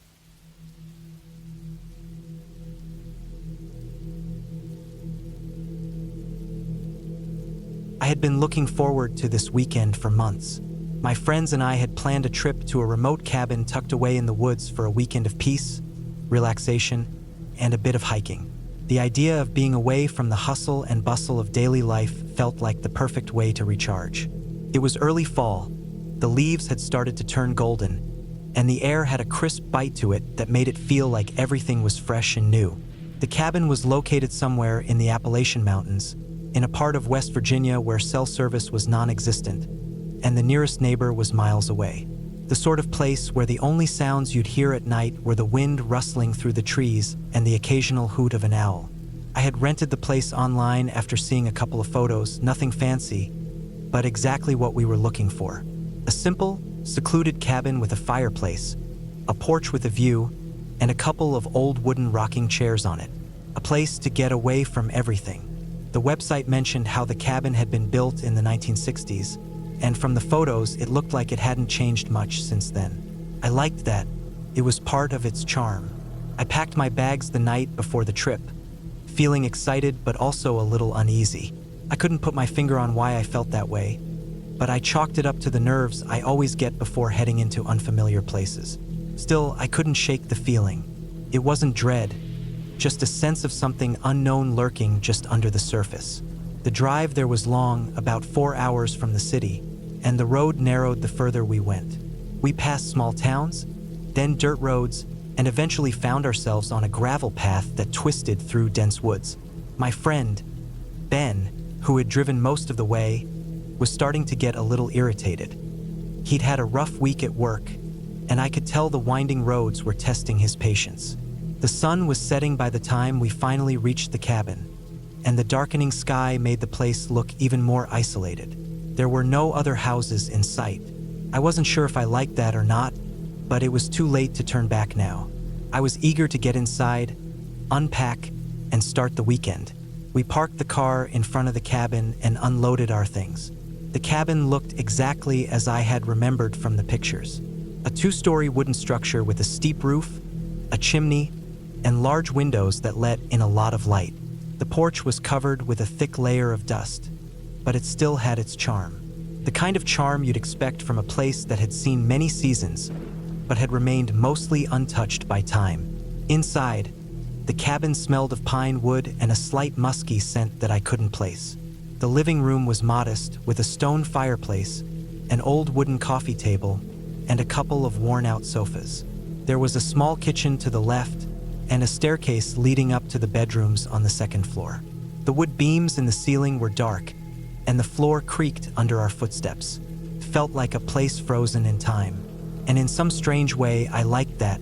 We set up for the night, lit a fire in the fireplace, and unpacked our food and drinks. Ben opened a few beers, and we all sat around the fire, talking about random stuff. It felt good to be away from everything, to just relax and enjoy the company. The weather outside had turned cooler, and the wind started to pick up, making the trees outside sway and groan. That's when I started feeling it. The quiet. Not the peaceful kind of quiet, but the kind of silence that feels a bit too heavy. It wasn't like the world had stopped, but more like something was missing. I shook it off, though. I was just being paranoid, I thought. The others were all having a good time, and I didn't want to be the one to ruin the mood. As the night wore on, we decided to head to bed. There were 2 bedrooms upstairs, and we each took one. I ended up in the larger room at the front of the cabin, with a big window that faced the woods. The curtains were heavy, and I pulled them shut before lying down. The bed was comfortable enough, but the creaking of the old wooden frame kept me tossing and turning. I found myself staring out the window in the dark, the shadows of the trees swaying in the wind. Around midnight, I finally managed to drift off to sleep, but the peace didn't last long. I woke up to the sound of a loud thud. It was the kind of sound that made you sit up straight in bed, heart pounding. I froze, listening. The house was silent again. I couldn't figure out what it was. Maybe an animal outside, or a branch hitting the roof. I tried to go back to sleep, but something was nagging at me. I kept hearing small noises, the kind you might ignore in a normal house, but in a place this isolated, they felt amplified. A few hours passed, and I finally fell back into a restless sleep. The next morning, I woke up early. The cabin was still cold, but the sun was starting to rise, casting a pale orange light over everything. I rubbed my eyes and sat up in bed, feeling groggy. I decided to head downstairs to make some coffee. Ben was already in the kitchen making breakfast. He looked tired, his face pale. "Did you hear anything last night?" he asked, without looking up from the stove. I didn't know how to respond. I hadn't told anyone about the noises, but hearing him bring it up made me feel a little less crazy. "Yeah, actually, a few weird sounds, like something bumping against the house." Ben nodded. "Same here. I thought it was an animal, but I don't know. It didn't sound like that." We shrugged it off, though. It was probably just the house settling or an animal in the woods. Nothing to get worked up over. The day passed uneventfully. We went for a hike up the nearby trail, passing through dense forest, and even stumbled upon a small stream where we stopped for a bit. It was a beautiful spot, quiet and serene. We talked about everything and nothing, enjoying the simplicity of being away from the city. That night, we made a big dinner, grilled steaks and vegetables over the fire. The night sky was clear, and we spent a few hours sitting outside, watching the stars. But again, as the night wore on, I started to feel uneasy. It was like something was watching us, though I couldn't explain why I felt that way. We all went to bed early that night, and I tried to sleep as quickly as I could. But it wasn't long before the noises started again. First, a small knock, then another thud, followed by the sound of something scraping against the wood. I sat up in bed, my heart racing. The house felt too still, too quiet. I got up and went to check the windows. Nothing outside. No animals, no sign of anything out of the ordinary. But I still couldn't shake the feeling.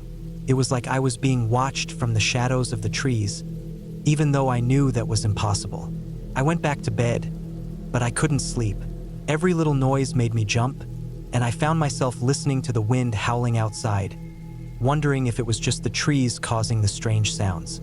Around 2 a.m., I heard the sound again. This time it was louder, and it definitely came from inside the house. I grabbed my flashlight and crept down the stairs. The floorboards creaked under my weight, but I didn't care.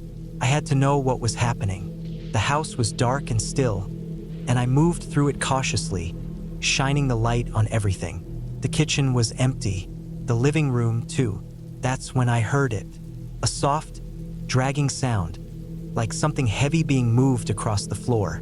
My heart pounded in my chest as I followed the sound, reaching the basement door at the end of the hallway. The door was ajar, and I could see a faint light flickering from below. I didn't want to go down there. I wanted to turn around, go back upstairs, and pretend this was all in my head. But my legs moved on their own, and I descended into the darkness. What I found in the basement was enough to make me freeze in terror. There, in the far corner of the basement, was a pile of old furniture. Broken chairs, dusty boxes, and an old wooden cabinet. And next to it, there was a trapdoor in the floor, half hidden by the furniture. The dragging noise had come from this door. Someone or something had been moving it. I don't know why, but I walked closer to it. My hands were shaking as I reached for the handle, my flashlight trembling in my grip. With one hard pull, the trapdoor creaked open. Underneath was a narrow, dark space, almost like a crawl space. And in the very center of it, there was something. A bundle, wrapped in a tattered sheet. I couldn't make out what it was at first, but when I shone the flashlight on it, my stomach dropped. It was a pile of old clothes, and under them there was something that looked like a bag. A human-sized bag. A bag that had been sitting there, hidden for who knows how long. I felt my body go numb, and I stumbled back, almost tripping over my own feet. My mind was racing, and I had to force myself to think clearly. Someone had been down there. Someone had been hiding in the basement, and they had left whatever it was down there. I ran upstairs, my heart pounding in my chest. I couldn't even hear my own footsteps over the blood rushing in my ears. I reached my friends' rooms, waking them up, and we decided to leave. We packed our things in a hurry, not even bothering to lock the door behind us. As we drove away, I looked back at the cabin. The lights were still on, the porch empty. I didn't know what had been hidden under that trapdoor, but I knew one thing for sure. We weren't coming back.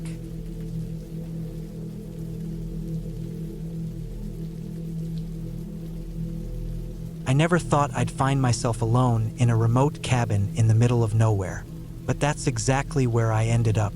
It was meant to be a quiet retreat, a break from the hustle of city life, a chance to unwind. I'd been under a lot of stress lately, work piling up, personal stuff weighing me down, and I needed a way to disconnect. I figured a cabin out in the woods would be perfect. No distractions, just peace and quiet. At least that's what I thought when I first looked at the pictures online. The cabin was located deep in the forest of the Adirondacks, far enough from the nearest town that it seemed like the perfect place to be off the grid. The owner, a man named Paul, had given me the keys with a brief rundown of the place. He seemed nice enough, but there was something a little off about the whole situation. The cabin didn't look like the kind of place you'd expect to see in a tourist brochure. It was old, the kind of place that had been around for decades and probably hadn't seen many updates in the last 20 years. The photos didn't show the dark corners or the worn wooden floors, but I didn't mind. I thought it would add to the charm.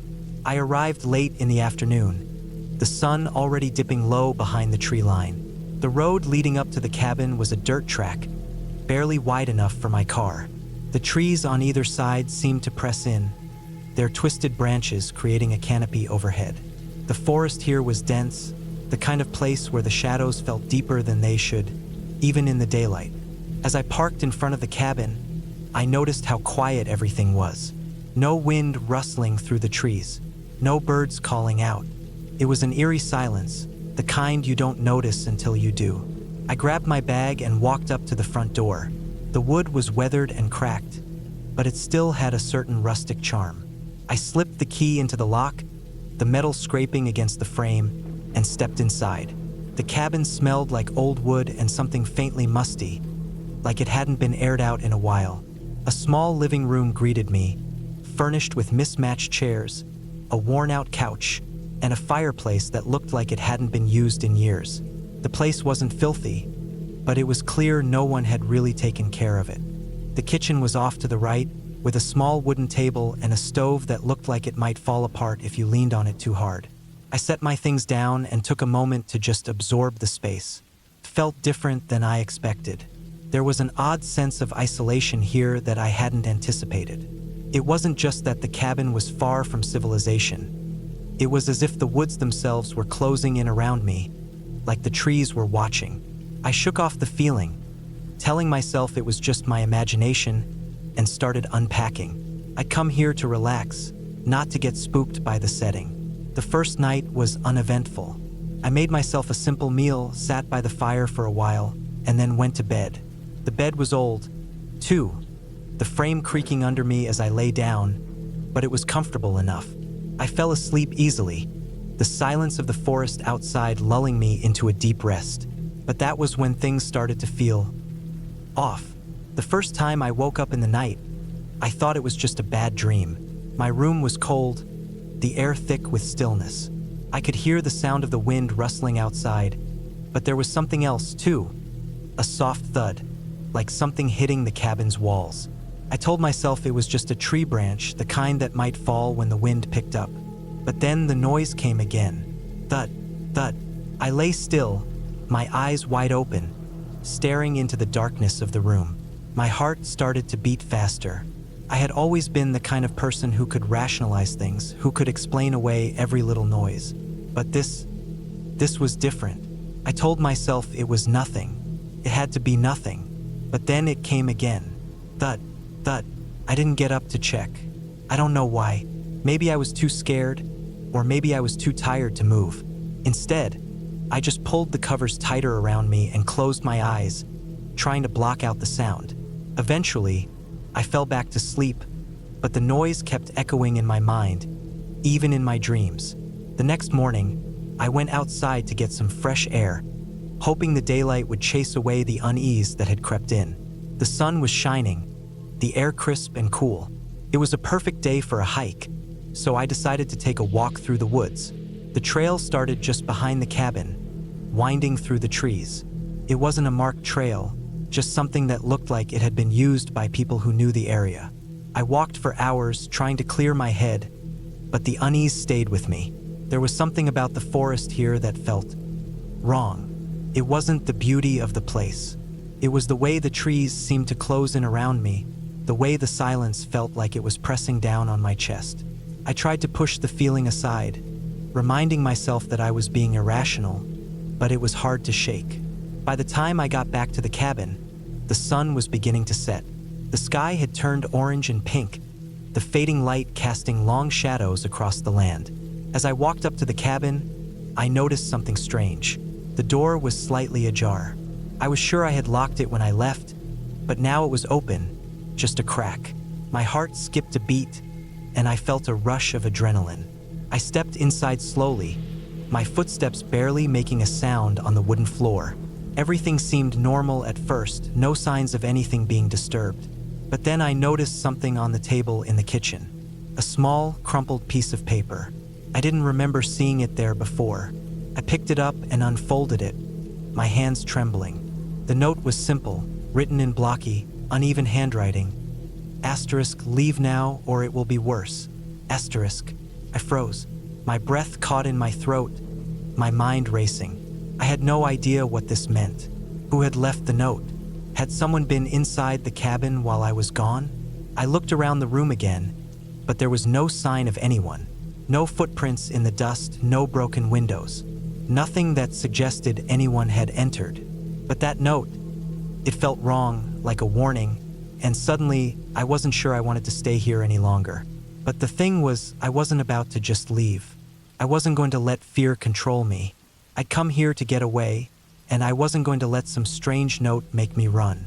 Instead, I locked the door and spent the evening trying to convince myself that it was just a prank, a random act by someone who thought it would be funny to mess with me. That night, I locked every window and every door, double-checking to make sure everything was secure. I didn't hear any strange noises, but I couldn't shake the feeling that something was off. I stayed up late, watching the fire crackle in the hearth, trying to ignore the gnawing sense of dread creeping up on me. It wasn't until the middle of the night that I heard it again. The noise. Thud, thud, thud. I jumped out of bed, my heart hammering in my chest. The sound was coming from outside the cabin, just on the other side of the wall.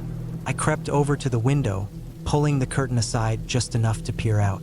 But there was nothing. No movement, no shadow. Just the dark, empty forest. The thuds continued, growing louder, more insistent. I couldn't take it anymore. I grabbed my flashlight and rushed outside, desperate to find the source of the noise. The air was cold, the ground damp beneath my boots. I shined the light around the yard, scanning every corner, every tree, but there was nothing. The forest was as still as ever. I walked around the cabin, checking the perimeter. That's when I saw it. Near the back of the cabin, where the woods got even denser, there was something strange on the ground. It looked like footprints, large, heavy prints, as if someone had been walking around the cabin, leaving marks in the soft earth. I followed the prints as they led deeper into the woods. My breath quickened as I moved further from the cabin, the darkness swallowing me whole. The noise had stopped, but I still felt like I wasn't alone. Every rustling leaf, every crack of a twig made my heart race.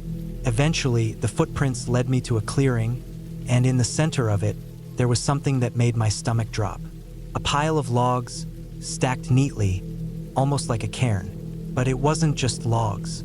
It looked like something had been placed there, something unsettling. I couldn't bring myself to get too close, but I could see enough to know it wasn't just debris from the woods. There was something off about it. And then I heard it again. Thud, thud. The noise was so close now, it was as if it was coming from right behind me. I spun around, shining the flashlight into the dark. But again, there was nothing. Just the trees, the silence, and that damn feeling of being watched. I turned and ran back toward the cabin, my feet pounding against the ground. I didn't stop until I was safely inside, the door locked behind me. I didn't know what was going on, but I knew one thing for sure. I couldn't stay here any longer. The next morning, I packed my bags, my hands shaking as I shoved everything into the car. I didn't even bother to check the cabin one last time. I just wanted to get out. As I drove away, the forest shrinking behind me in the rearview mirror, I felt a strange sense of relief. The tension.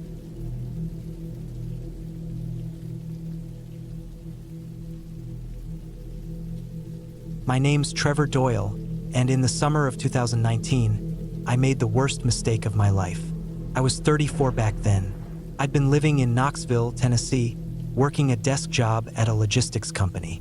The work wasn't bad, but after nearly 10 years in that same office, I was beginning to feel like my life was slowly turning into copy paper and coffee cups.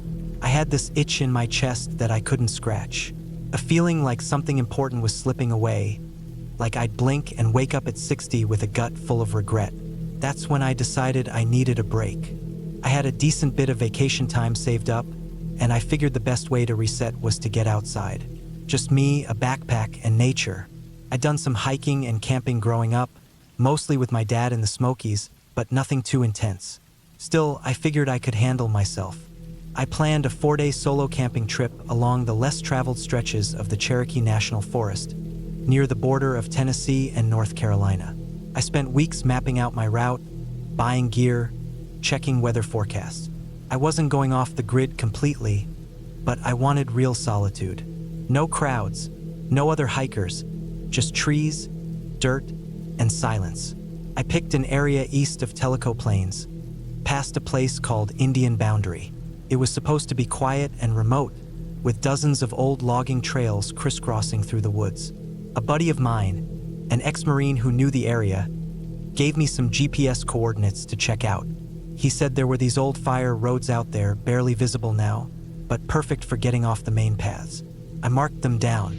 I left on a Thursday morning in early August. Weather was hot, mid-80s during the day, dropping to the 60s at night. I had a 60-liter pack with food, water, a tent, stove, first aid kit, and a satellite beacon just in case things went south. I didn't plan on needing it, but it made me feel better. Day one was uneventful. I parked my car near a forestry service gate and hiked about 7 miles in before making camp beside a small creek. The bugs were bad, but the sound of running water made up for it. I cooked some rice and tuna, set up my tent, and watched the trees turn dark as the sun dropped below the hills. I slept well that night. On the second day, I followed a narrow, overgrown trail up through a ridge. It wasn't on any official maps, but it had a faint old marker nailed to a tree. Looked like a rusted U.S. Forest Service tag. I figured it was one of the old fire breaks my friend mentioned. It wasn't easy walking. The trail was littered with branches, thorn bushes, and rocks, and the slope was steeper than I expected. By noon, I was sweating through my shirt and swatting at flies like crazy. I stopped to rest on a flat section of the trail. There was an old tree stump there, hollowed out in the middle, probably from lightning or rot. I remember thinking it looked like something out of a horror movie, but I laughed it off. I took a long drink from my Nalgene and kept walking. About 4 hours later, the trail completely disappeared. It just ended. 1 second I was pushing through weeds and shrubs. The next I was standing in a thicket of saplings with no clear path ahead. I tried circling around, looking for signs of worn ground or broken branches, but it was useless. The trail had either faded with time or I'd taken a wrong turn somewhere. I wasn't panicked, not yet. I had my GPS unit and I could always backtrack. So I pulled it out, flipped it on, and waited. Nothing. The screen stayed frozen on the boot-up screen. I restarted it twice, changed the batteries, tried everything. Still nothing. That's when my stomach dropped a little. I didn't like relying on electronics, but I'd made the mistake of letting the GPS do most of the route tracking. I hadn't paid close attention to land features or compass bearings, and now I was at least 10 miles from the car, deep in the woods with no clear trail and a busted GPS. I sat down and ate a granola bar, trying to stay calm. I figured I'd retrace my steps. I'd just follow the ridge back down, find the creek from the first night, and go from there. I started back the way I came, or at least I thought I did. But the further I went, the less things looked familiar. The light was starting to fade through the trees, and everything took on that eerie blue glow that makes shadows look like people. After maybe an hour of walking, I saw something up ahead. A plastic bag caught on a branch. I recognized it immediately. It was the one I'd used to pack out trash from the night before. That meant I just walked in a big damn circle. Now I was scared. I didn't want to hike in the dark, so I set up camp where I stood. I found a small clearing, pitched the tent, and boiled some water for soup. I kept hearing noises in the brush around me. Twigs snapping, leaves rustling, but I told myself it was just deer or raccoons. My mind was playing tricks. That night was rough. Couldn't sleep. Every time I closed my eyes, I'd hear something. Something too quiet to be an animal. More like movement. Slow. Careful. Once I thought I heard breathing outside the tent. I held my breath for so long I got dizzy, but the noise faded. I didn't sleep more than 2 hours. In the morning, I packed up fast and started walking. I used the position of the sun to try heading west, where I knew the highway was, but the terrain was awful. No trails. Just thick brush, fallen logs, steep gullies. My arms and legs got shredded by thorns. My ankles ached from uneven ground. I fell at least 3 times, hard. Around noon, I stopped to check my map, which at this point felt almost useless. As I sat there, swatting flies and sweating through my clothes, I heard something behind me, a soft crunch. I spun around, heart pounding. Nothing, just woods, but something had moved. I was sure of it. I picked up my pace after that. I was burning through water faster than expected, and my food supply wasn't built for this kind of detour. I only packed for 4 days, assuming I'd be back by Sunday. At some point in the late afternoon, I found something odd. An old hunting blind, rotted and half collapsed, about 6 feet off the ground in a dead tree. It looked ancient. I climbed up just to see if I could get a better view, maybe spot a road or a power line. What I saw instead made my blood turn cold. Far down the ridge, maybe 300 yards, was a small blue tarp, and next to it something else, a shape. I couldn't tell what it was at first, but it wasn't a rock. It was too smooth. I pulled out the monocular from my belt pouch and looked again. It was a backpack, and it wasn't mine. I stared at it for a long time, wondering if someone else had gotten lost out here too. Maybe they'd set up camp and bailed, or maybe they were still here. I decided to go check it out. It took me nearly 45 minutes to get down there through the mess of brush and broken trees. When I finally reached the tarp, my heart was thudding so hard I could feel it in my ears. The tarp was spread over a patch of mossy ground. Underneath it were empty food wrappers, a rusted cooking pot, and the backpack, which was open and half full of gear. Most of it was moldy or water damaged. But the really strange part was how old everything looked. The wrappers were for brands I hadn't seen since the early 2000s. The pot had a faded price sticker in a style I hadn't seen in years. And then I found the ID. It was in a Ziploc bag tucked into a side pocket. Tennessee driver's license. Name Michael S. Whitmore. Age 27. Expired in 2005. I sat there for a long time, staring at that ID. I remembered hearing that name before. I didn't know him, but I vaguely remembered something about a guy who went missing near here years ago. Hiker. Never found. I didn't know what to do. I didn't see any bones or remains, just the old gear. But it was clear he'd never made it out. Something had gone wrong. That night, I didn't camp. I kept walking. I didn't care about blisters or falling. I just kept going, pushing west, heart pounding every time a twig snapped or the wind moved wrong. I walked until my legs buckled and I collapsed against a tree.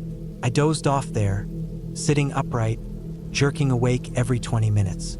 The next morning, I found a dirt road. At first, I thought I was dreaming, but no, it was real. An actual road. Narrow, overgrown, probably not used in years. But a road. I followed it for nearly 5 hours before I saw signs of life. A mailbox, a fence, then a trailer, sitting on cinder blocks, with a rusted pickup in the yard. No one was home, but the truck had a CB radio. I used it to call for help. 2 hours later, a forest ranger showed up. He looked at me like I was a ghost. They took me back to the ranger station, fed me and patched me up. I told them everything, including where I'd found the gear. They sent out a team a few days later and confirmed it. Michael Whitmore, officially missing for 14 years. They never found his remains. I don't know what happened to him. Maybe he fell, broke a leg, starved. Maybe he just got lost like me, but wasn't lucky enough to find a road. I haven't gone camping since. I still have the boots I wore out there. They sit in my garage, covered in mud I never washed off. Sometimes I still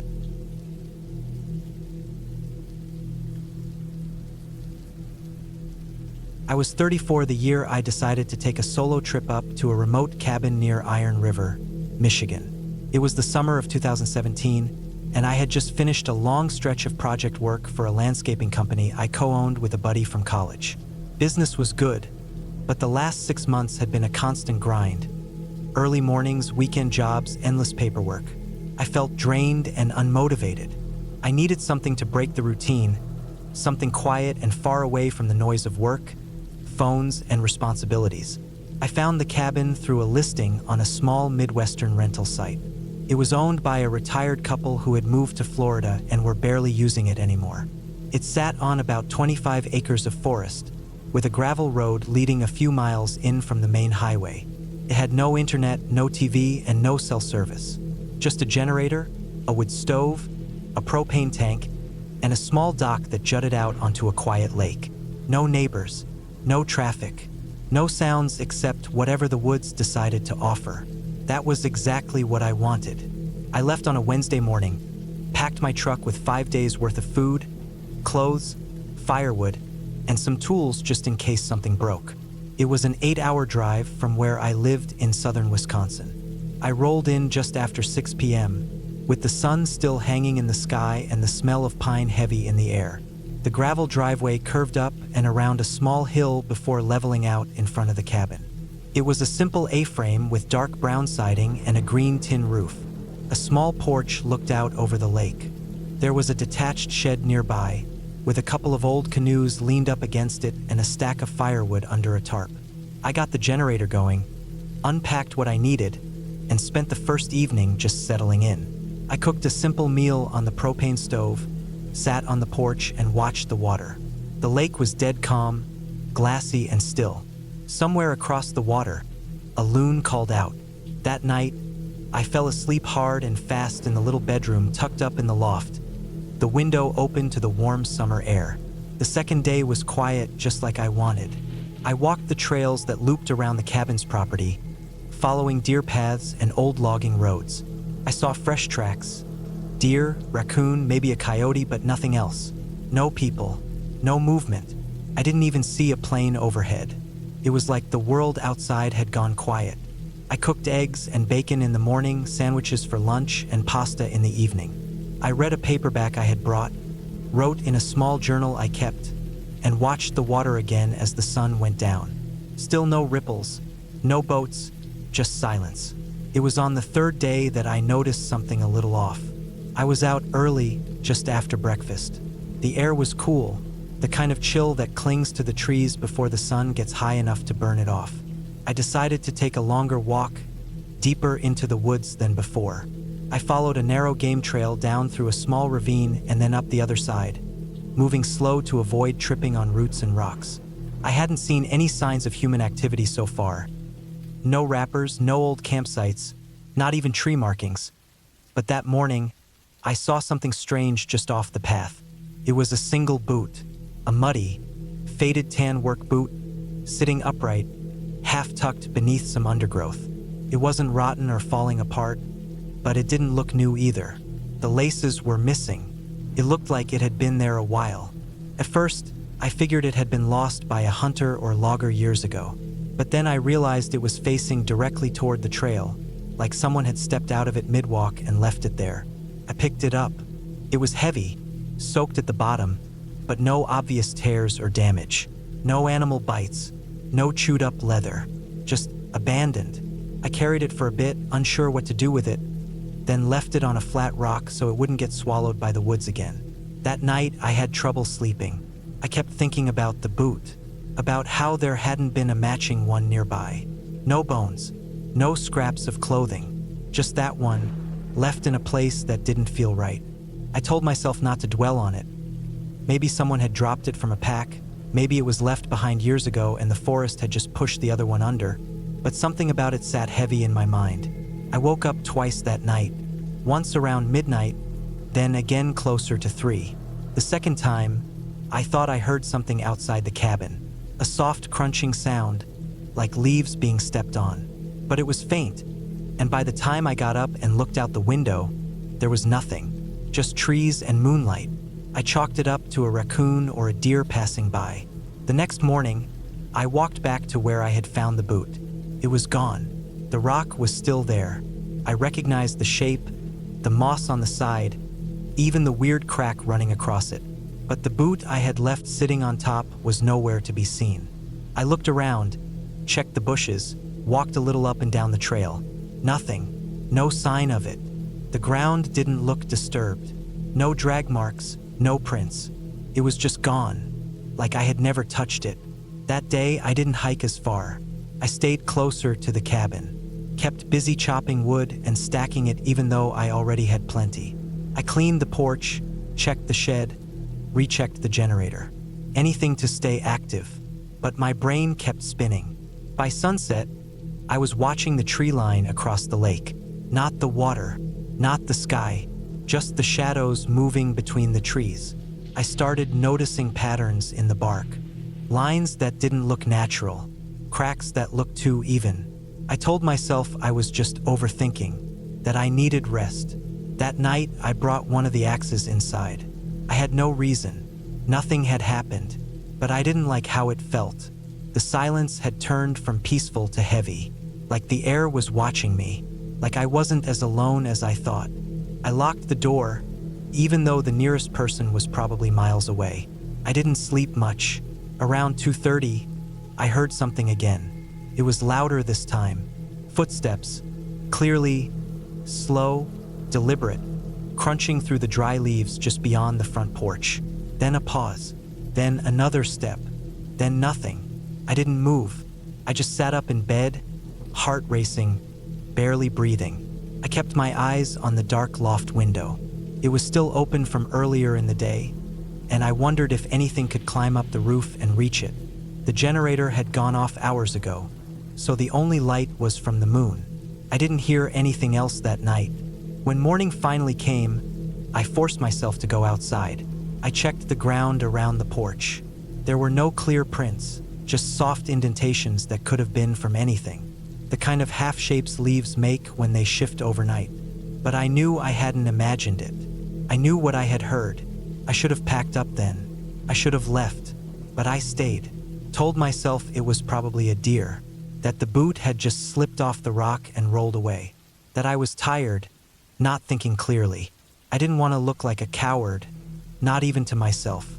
I had told everyone I was going out to reset, to be alone in nature. Leaving early felt like quitting, like failure. That day, I didn't go into the woods at all. I stayed close, sat on the porch with the axe next to me. I didn't read. I didn't write. I just watched and listened. Around noon, I noticed something strange on the dock.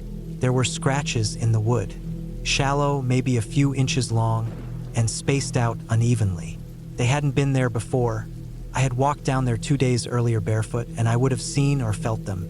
They were fresh, splintered around the edges, like someone had dragged something sharp across the planks. But they didn't go anywhere. Just a patch, maybe 2 feet wide, then nothing. That night, I didn't sleep at all. I sat in a chair downstairs, near the window that faced the woods. I kept the lights off, listened, watched. The axe stayed in my lap. Around midnight, I heard movement again. Not on the porch this time. Off to the right, in the woods beyond the shed. Soft, slow steps, then silence. I waited. Minutes passed. Then a sharp tap on the far wall of the cabin. Just one. I didn't move. Another tap. Then footsteps. Then nothing. I stayed awake until dawn, unmoving, barely breathing. As soon as the sun was up, I packed my things. Fast. I didn't eat, didn't clean. I threw everything into the truck, fired up the engine, and got the hell out. I didn't look back. I drove the full 8 hours without stopping more than once for gas. I didn't start to feel normal again until I hit the highway and saw other cars. A few weeks later, I called the owners to ask if anyone else had ever reported weird things out there. They said no. Said most people loved the quiet, the solitude. They asked if something was wrong. I lied, said I just didn't sleep well up there. I didn't want to explain, but I knew what I had heard. I knew that boot hadn't walked off by itself. I knew those footsteps weren't in my head. Something or someone was out there. Not a ghost, not some storybook monster, just something real, flesh and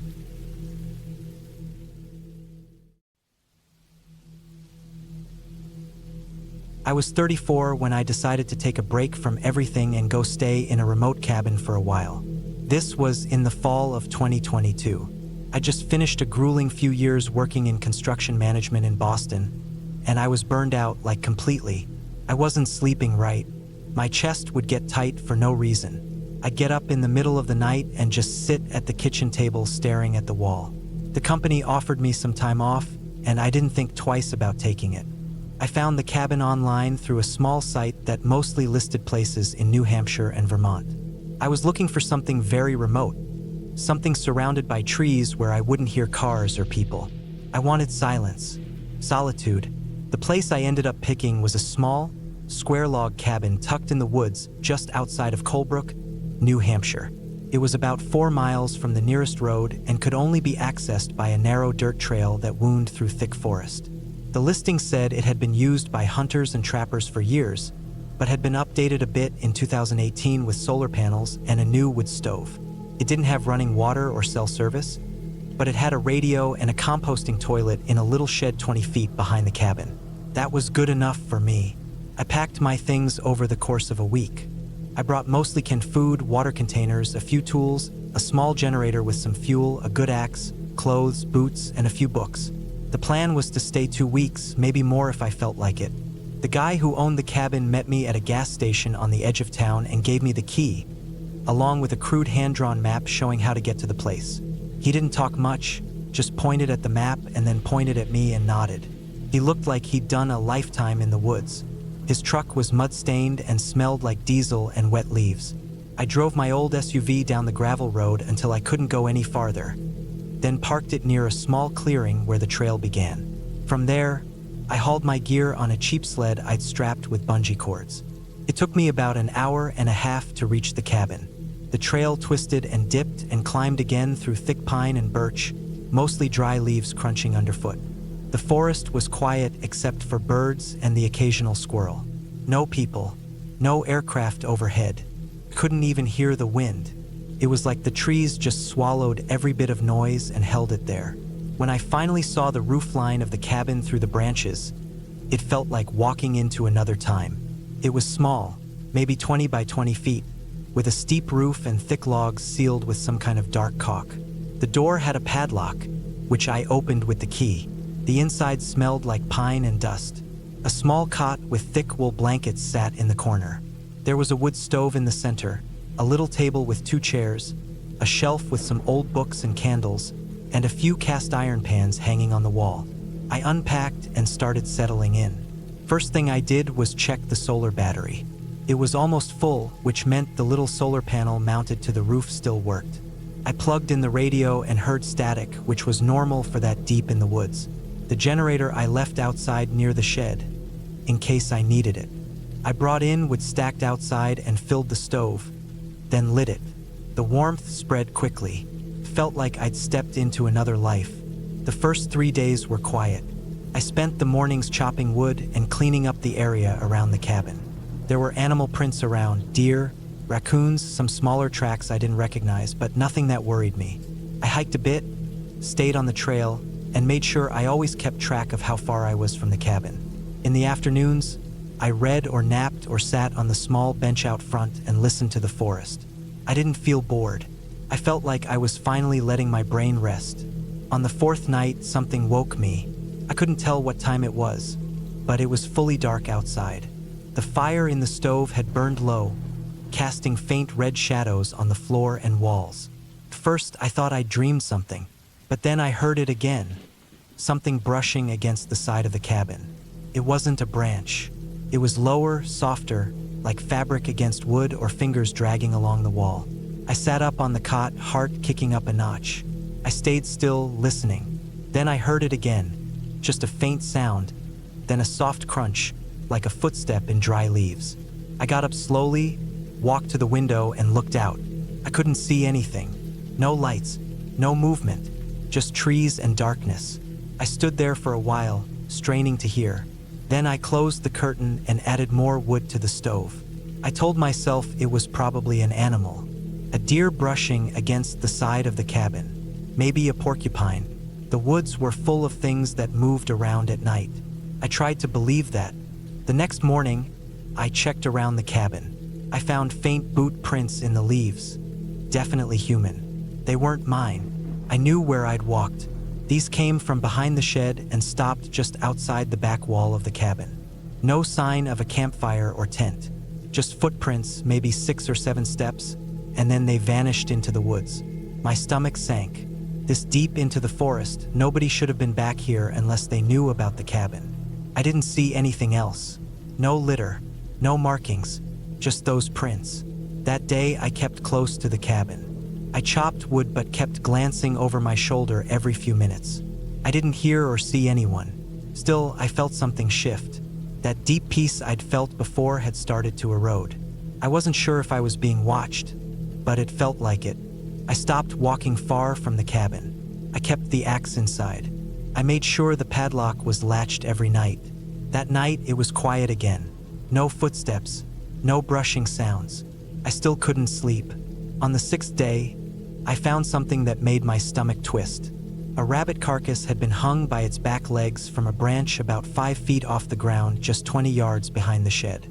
Its throat had been cut cleanly, and the blood had dripped into a neat pool under the tree. I hadn't heard anything the night before. No cries, no struggle, just silence. I didn't touch it. I didn't go near it. I walked back to the cabin and locked the door. I didn't go out the rest of the day. I sat near the stove with the axe across my knees and tried to keep calm. I started thinking about leaving early, but it was a long walk back to the SUV, and I didn't like the idea of hauling my gear alone through the woods with someone else possibly out there. I didn't want to leave in the dark. I waited one more night. Nothing happened. The next morning, I packed everything. I took only what I needed and left the rest behind. It had snowed lightly during the night, so I could clearly see if anyone had walked near the cabin. There were no new tracks. I started down the trail around mid-morning. It was cold but clear. My breath fogged in front of me as I hauled the sled. The trail curved and dipped, and the trees pressed close. About halfway back to the SUV, I noticed something that made me stop. In the snow, alongside my own trail from the day before, was another set of prints. They followed mine exactly, step for step. Whoever made them hadn't tried to hide it. They weren't even careful. I didn't know how long they'd been there. Maybe during the night, maybe earlier. I kept walking faster now. I didn't stop again until I reached the SUV. I threw the gear into the back, didn't even bother strapping it properly, and got in. My hands were shaking when I turned the key. The engine fired up, and I drove out of there without looking back. I didn't report anything. I didn't know who I'd even tell. There wasn't a crime, not really. But something about that whole experience stuck with me. I still think about it sometimes, especially when I'm alone at night. Whoever was out there hadn't tried to talk to me, hadn't tried to steal anything. They just followed me, watched me, left signs like they wanted me to know I wasn't alone. After I got home, I called the number I'd used to book the cabin. It was disconnected. I tried to check the website, but it had vanished. The listing was gone. The whole site was down. I didn't try too hard to track it down. Part of me didn't want to know more. That trip changed how I feel about being alone. I used to think solitude was peace. Now I know it's not always that. Sometimes, when you think you're alone, someone's watching. Not ghosts, not monsters, just someone real and breathing who chooses not to be seen. And that's what scared me the most. I've never gone back to the woods since.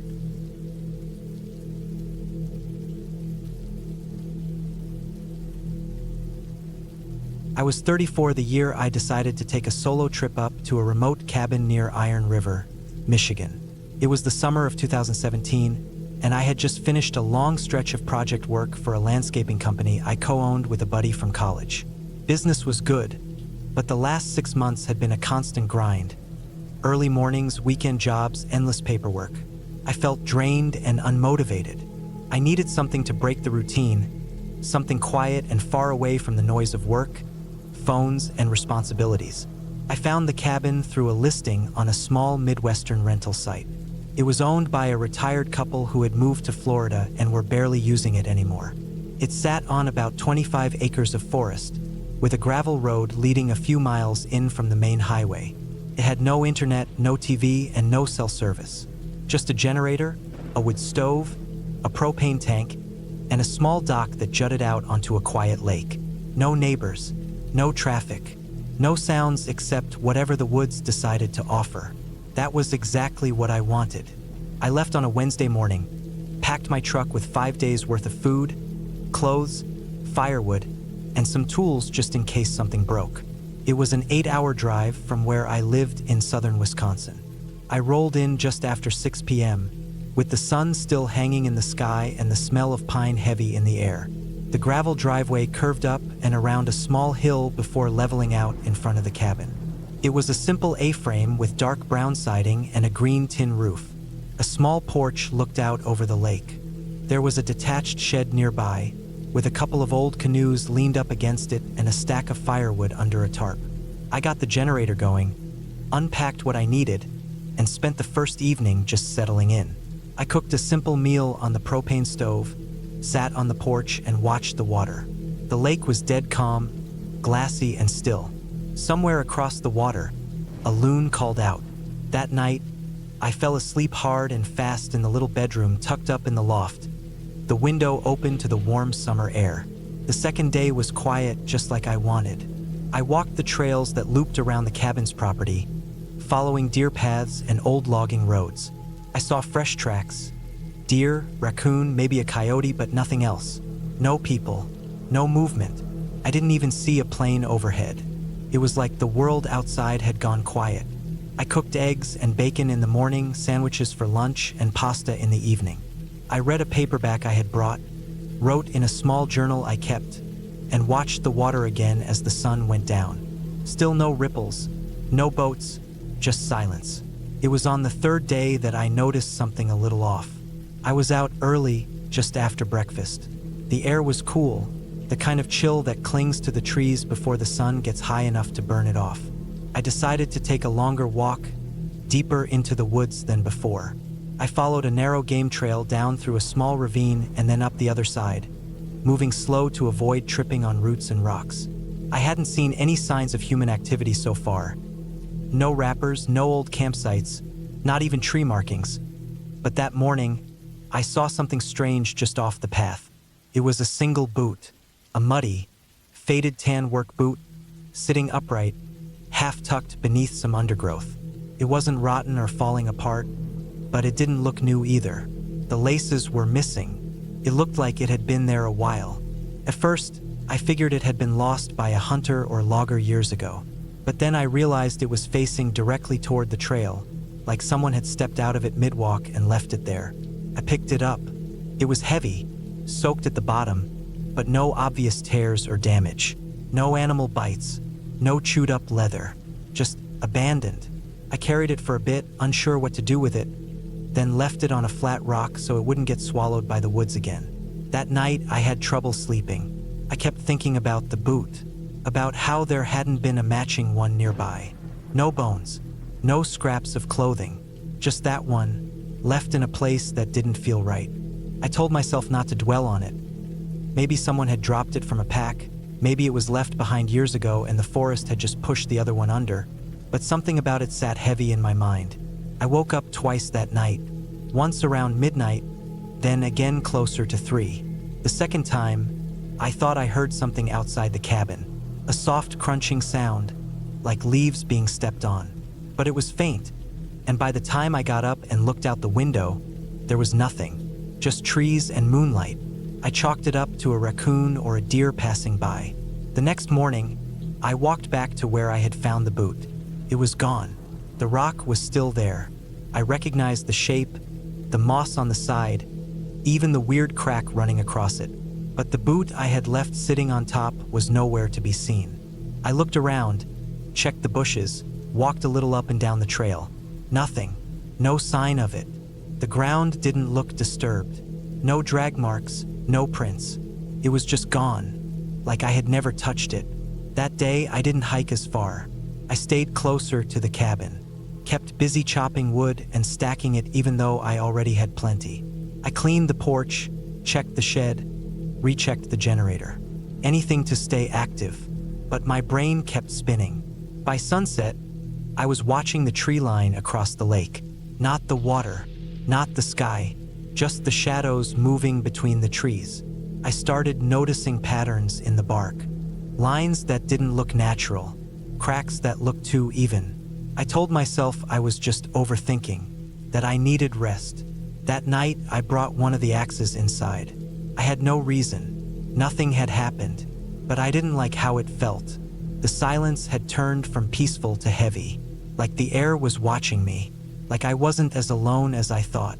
I locked the door, even though the nearest person was probably miles away. I didn't sleep much. Around 2:30, I heard something again. It was louder this time. Footsteps, clearly, slow, deliberate, crunching through the dry leaves just beyond the front porch.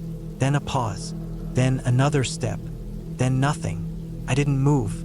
I just sat up in bed, heart racing, barely breathing. I kept my eyes on the dark loft window. It was still open from earlier in the day, and I wondered if anything could climb up the roof and reach it. The generator had gone off hours ago, so the only light was from the moon. I didn't hear anything else that night. When morning finally came, I forced myself to go outside. I checked the ground around the porch. There were no clear prints, just soft indentations that could have been from anything. The kind of half-shapes leaves make when they shift overnight. But I knew I hadn't imagined it. I knew what I had heard. I should have packed up then. I should have left. But I stayed. Told myself it was probably a deer, that the boot had just slipped off the rock and rolled away, that I was tired, not thinking clearly. I didn't want to look like a coward, not even to myself. I had told everyone I was going out to reset, to be alone in nature. Leaving early felt like quitting, like failure. That day, I didn't go into the woods at all. I stayed close, sat on the porch with the axe next to me. I didn't read. I didn't write. I just watched and listened. Around noon, I noticed something strange on the dock. There were scratches in the wood, shallow, maybe a few inches long, and spaced out unevenly. They hadn't been there before. I had walked down there 2 days earlier barefoot, and I would have seen or felt them. They were fresh, splintered around the edges, like someone had dragged something sharp across the planks. But they didn't go anywhere. Just a patch, maybe 2 feet wide, then nothing. That night, I didn't sleep at all. I sat in a chair downstairs, near the window that faced the woods. I kept the lights off, listened, watched. The axe stayed in my lap. Around midnight, I heard movement again. Not on the porch this time. Off to the right, in the woods beyond the shed. Soft, slow steps, then silence. I waited. Minutes passed. Then a sharp tap on the far wall of the cabin. Just one. I didn't move. Another tap. Then footsteps. Then nothing. I stayed awake until dawn, unmoving, barely breathing. As soon as the sun was up, I packed my things. Fast. I didn't eat. Didn't clean. I threw everything into the truck, fired up the engine, and got the hell out. I didn't look back. I drove the full 8 hours without stopping more than once for gas. I didn't start to feel normal again until I hit the highway and saw other cars. A few weeks later, I called the owners to ask if anyone else had ever reported weird things out there. They said no. Said most people loved the quiet, the solitude. They asked if something was wrong. I lied. Said I just didn't sleep well up there. I didn't want to explain, but I knew what I had heard. I knew that boot hadn't walked off by itself. I knew those footsteps weren't in my head. Something or someone was out there. Not a ghost. Not some storybook monster. Just something real. Flesh and...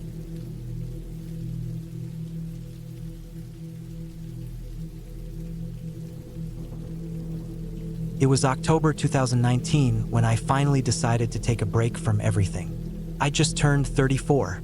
My job at a construction firm in Cincinnati had been eating up every part of my day for months. Long hours, constant travel, always on call. I hadn't really slept properly in weeks. My back ached from standing too long. My head was always full of noise. I needed silence. No phones, no city, no one around. Just stillness. So I rented a cabin. Nothing fancy. Just a single-bedroom wooden place about 40 minutes outside of Roanoke, Virginia, tucked into the edge of Jefferson National Forest. The listing said it had been used mostly by hunters in the off-season, so it wasn't updated or stylish.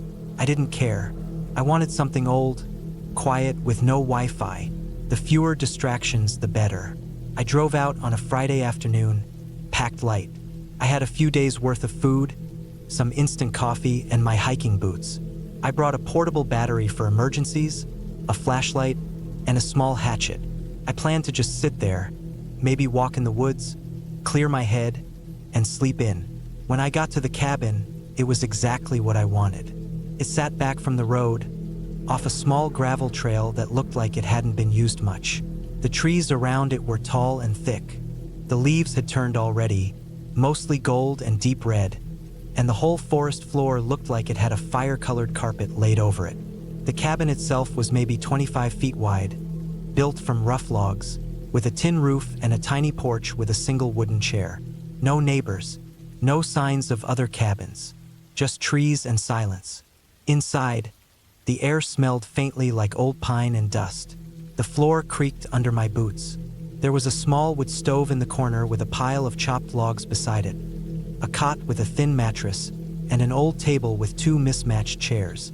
The windows were small and had no screens. I checked the cupboards. A few old cans, mostly empty. A mouse had chewed through 1 box of crackers. I threw it out. There was no running water, only a hand pump out back. The outhouse was about 20 feet into the trees, leaning a little but solid. I settled in quickly. I didn't plan to do much anyway.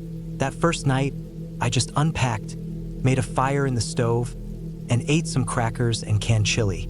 I remember how quiet it was. Not just the absence of noise, but a kind of stillness that made you notice things you usually ignore, like the sound of the wind brushing against dry leaves, or a branch cracking somewhere far off. It wasn't creepy, not yet. It was peaceful. I sat outside for a while after dark, just staring up through the branches at the stars.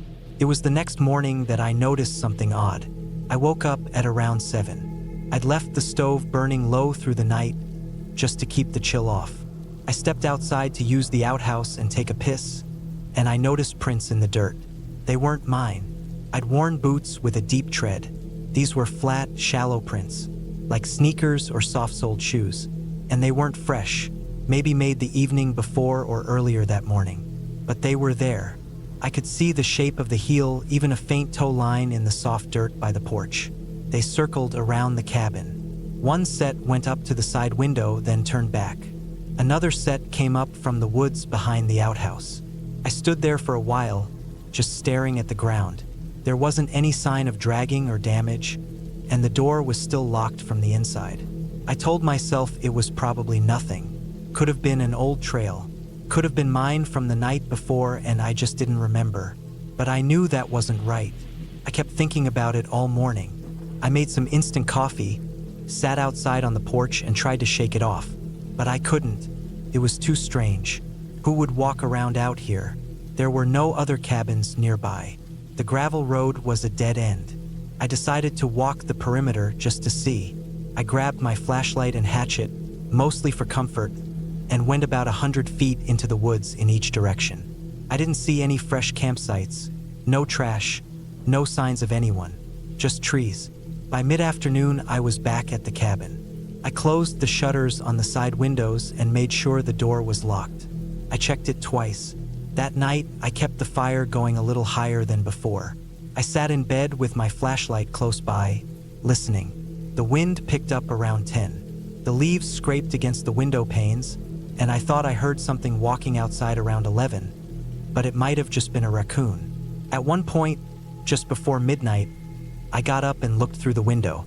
I didn't see anything, just the edge of the woods, dark and silent. I tried to sleep, but only drifted off sometime after 1. When I woke up, the first thing I did was go outside and check the ground. There were more prints. These were fresher. The tread was clearer, more defined. They were closer to the front door now, and one set had gone around the side to the back window again. Something about the way the prints moved made my stomach turn. It wasn't just someone passing through. It looked like someone was checking the place out, circling it, watching. I didn't eat breakfast. I felt sick. I thought about leaving, packing up and driving back to Cincinnati. But I felt like if I left now, without knowing who had been out there, it would stay in my head forever. I needed to be sure, so I made a plan. That afternoon, I cleared out a spot in the firewood pile near the porch and tucked my phone, with the flashlight camera on, behind one of the logs, facing the cabin. I angled it low, pointing toward the path that led from the woods to the side window. I pressed record and left it running. I had the battery pack hooked up so it would last at least 12 hours. Then I waited. I didn't light the stove that night. I didn't want to draw attention. I stayed quiet in the dark, crouched behind the edge of the cot with my flashlight off. I left the window cracked just enough to hear better. Hours passed. It was almost 2 a.m. when I heard it. Footsteps. Slow, deliberate ones. Not an animal. Not the wind. The sound of soft shoes pressing down on dry leaves and loose dirt. They came from the trees, then moved to the porch. I held my breath. The floorboard creaked. One loud pop, then silence. I didn't move. I didn't dare. My hand was around the handle of the hatchet, but my fingers were wet with sweat.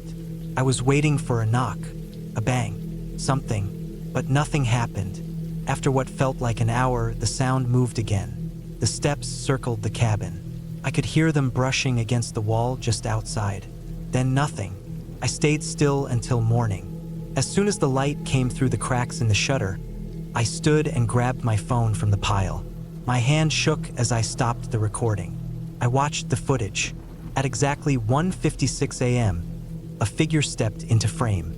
Male, maybe late 30s, tall, wearing a dark hoodie and jeans. He didn't look toward the camera. He walked up to the porch, paused, and leaned against the post like he was listening. Then he walked slowly around the side of the cabin, out of view. He didn't knock. He didn't speak, just stood there, then left. I packed my things right then. I stuffed everything into the duffel, didn't even fold the blanket. I just threw it in. I didn't eat, didn't shower. I left the cabin exactly as it was and got in my car. As I pulled onto the gravel road, I looked back once. Nothing behind me, but that didn't matter. I drove back to the main road and didn't stop until I hit the first gas station 2 towns away. There, I sat in the lot and played the video again. The part that hit me hardest wasn't the man standing there. It was that, earlier in the video, around 11:13 p.m., I saw a faint flicker of light in the background, between the trees, like a flashlight moving deeper into the woods, which meant the guy I saw wasn't alone. Someone else had been there too, watching from farther away. I went to the local sheriff's office. I showed them the footage. They took my statement, but I could tell they weren't surprised. The deputy said sometimes squatters or vagrants pass through those woods. Sometimes, people use the forest for things they don't want others to see. They sent someone to check the cabin out later that day.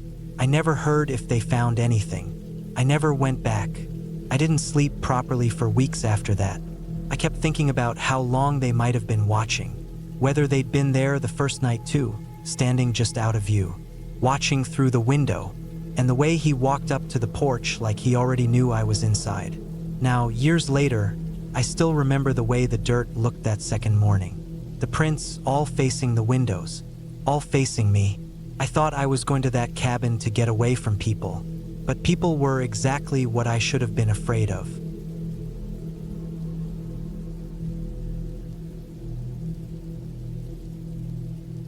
It was the fall of 2017, and I was 35 at the time. I'd been working nonstop for nearly 10 years at a small construction company in Cincinnati, Ohio.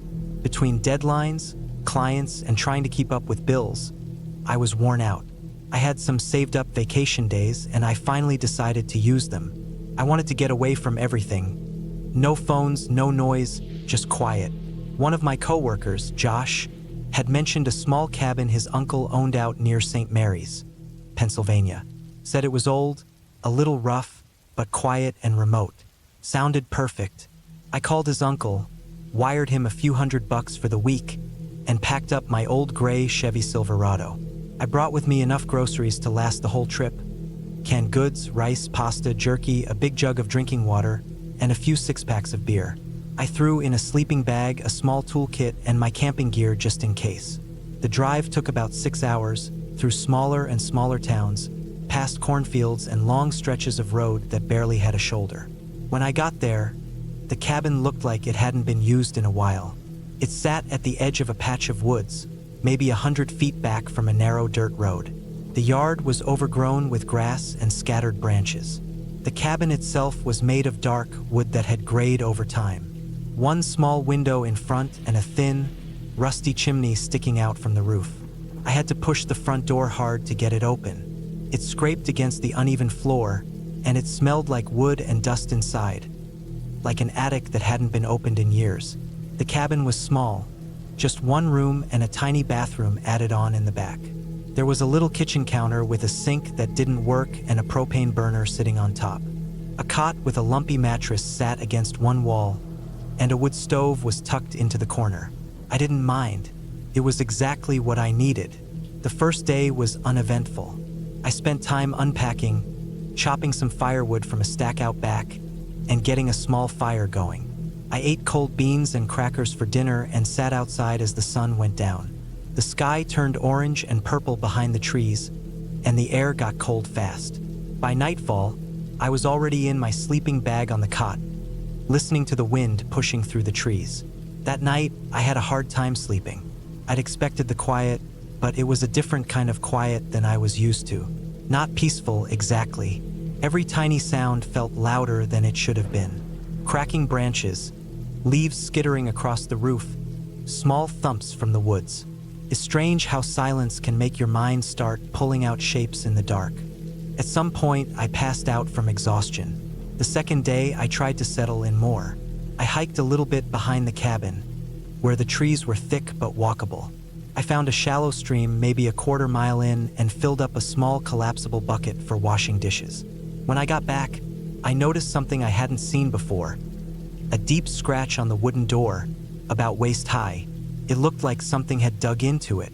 I brushed it off, figuring it was from a raccoon or a deer scraping past. Later that afternoon, I spotted some tire tracks in the dirt near the entrance. I hadn't noticed them the day before. They were faint, but they looked fresh, maybe from that morning. I hadn't heard another car. The nearest house was at least a few miles down the road, and I hadn't seen another person since I got there. Still, I didn't think too much of it. Could have been someone checking hunting traps or just driving by. That night, it got colder.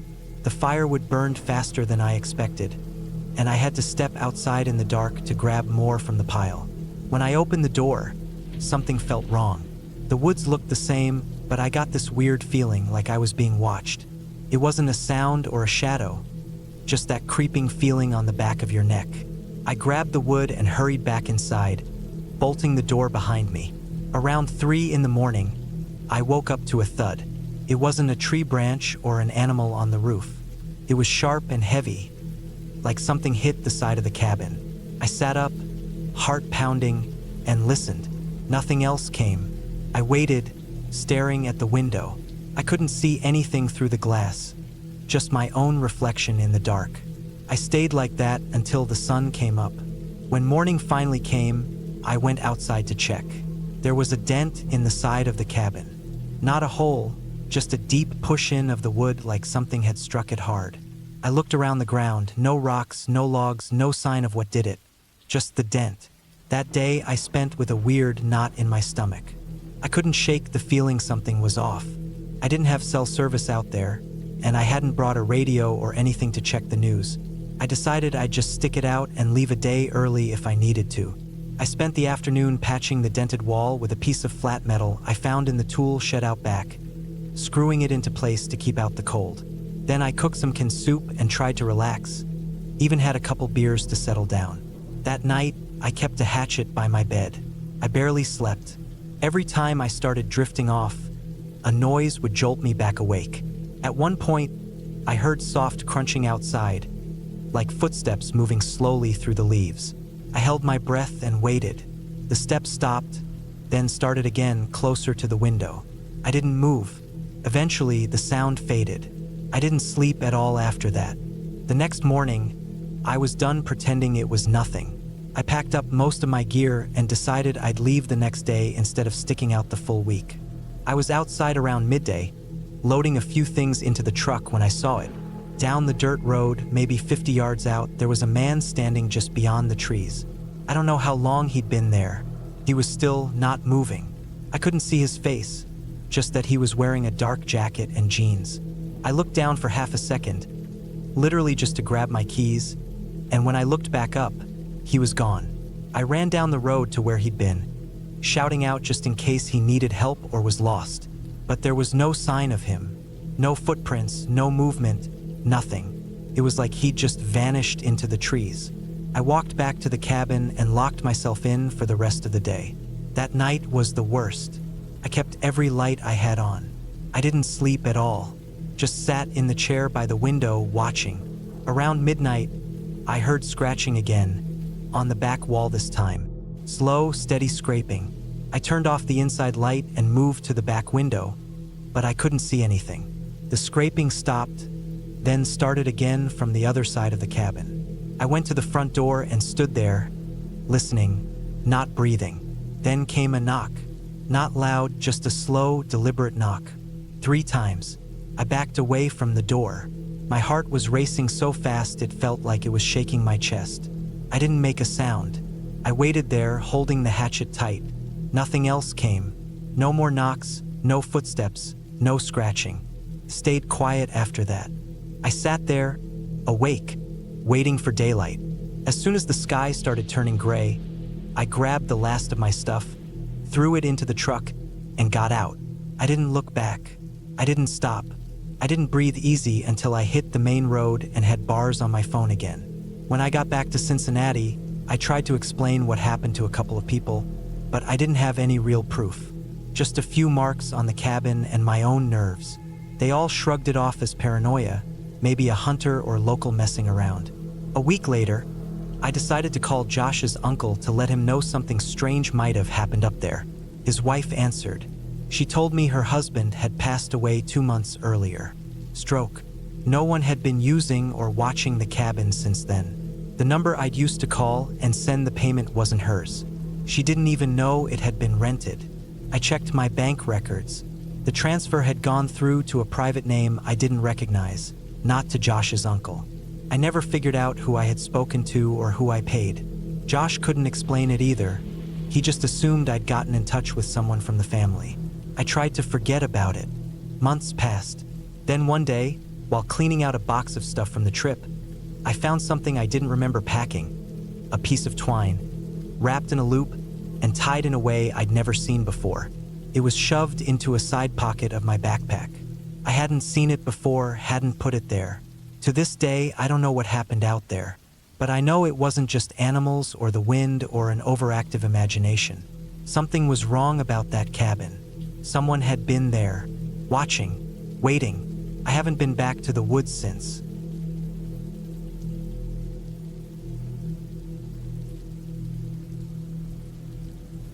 I was 29 years old when I decided to spend a week alone in a small cabin deep in the woods of northern Maine.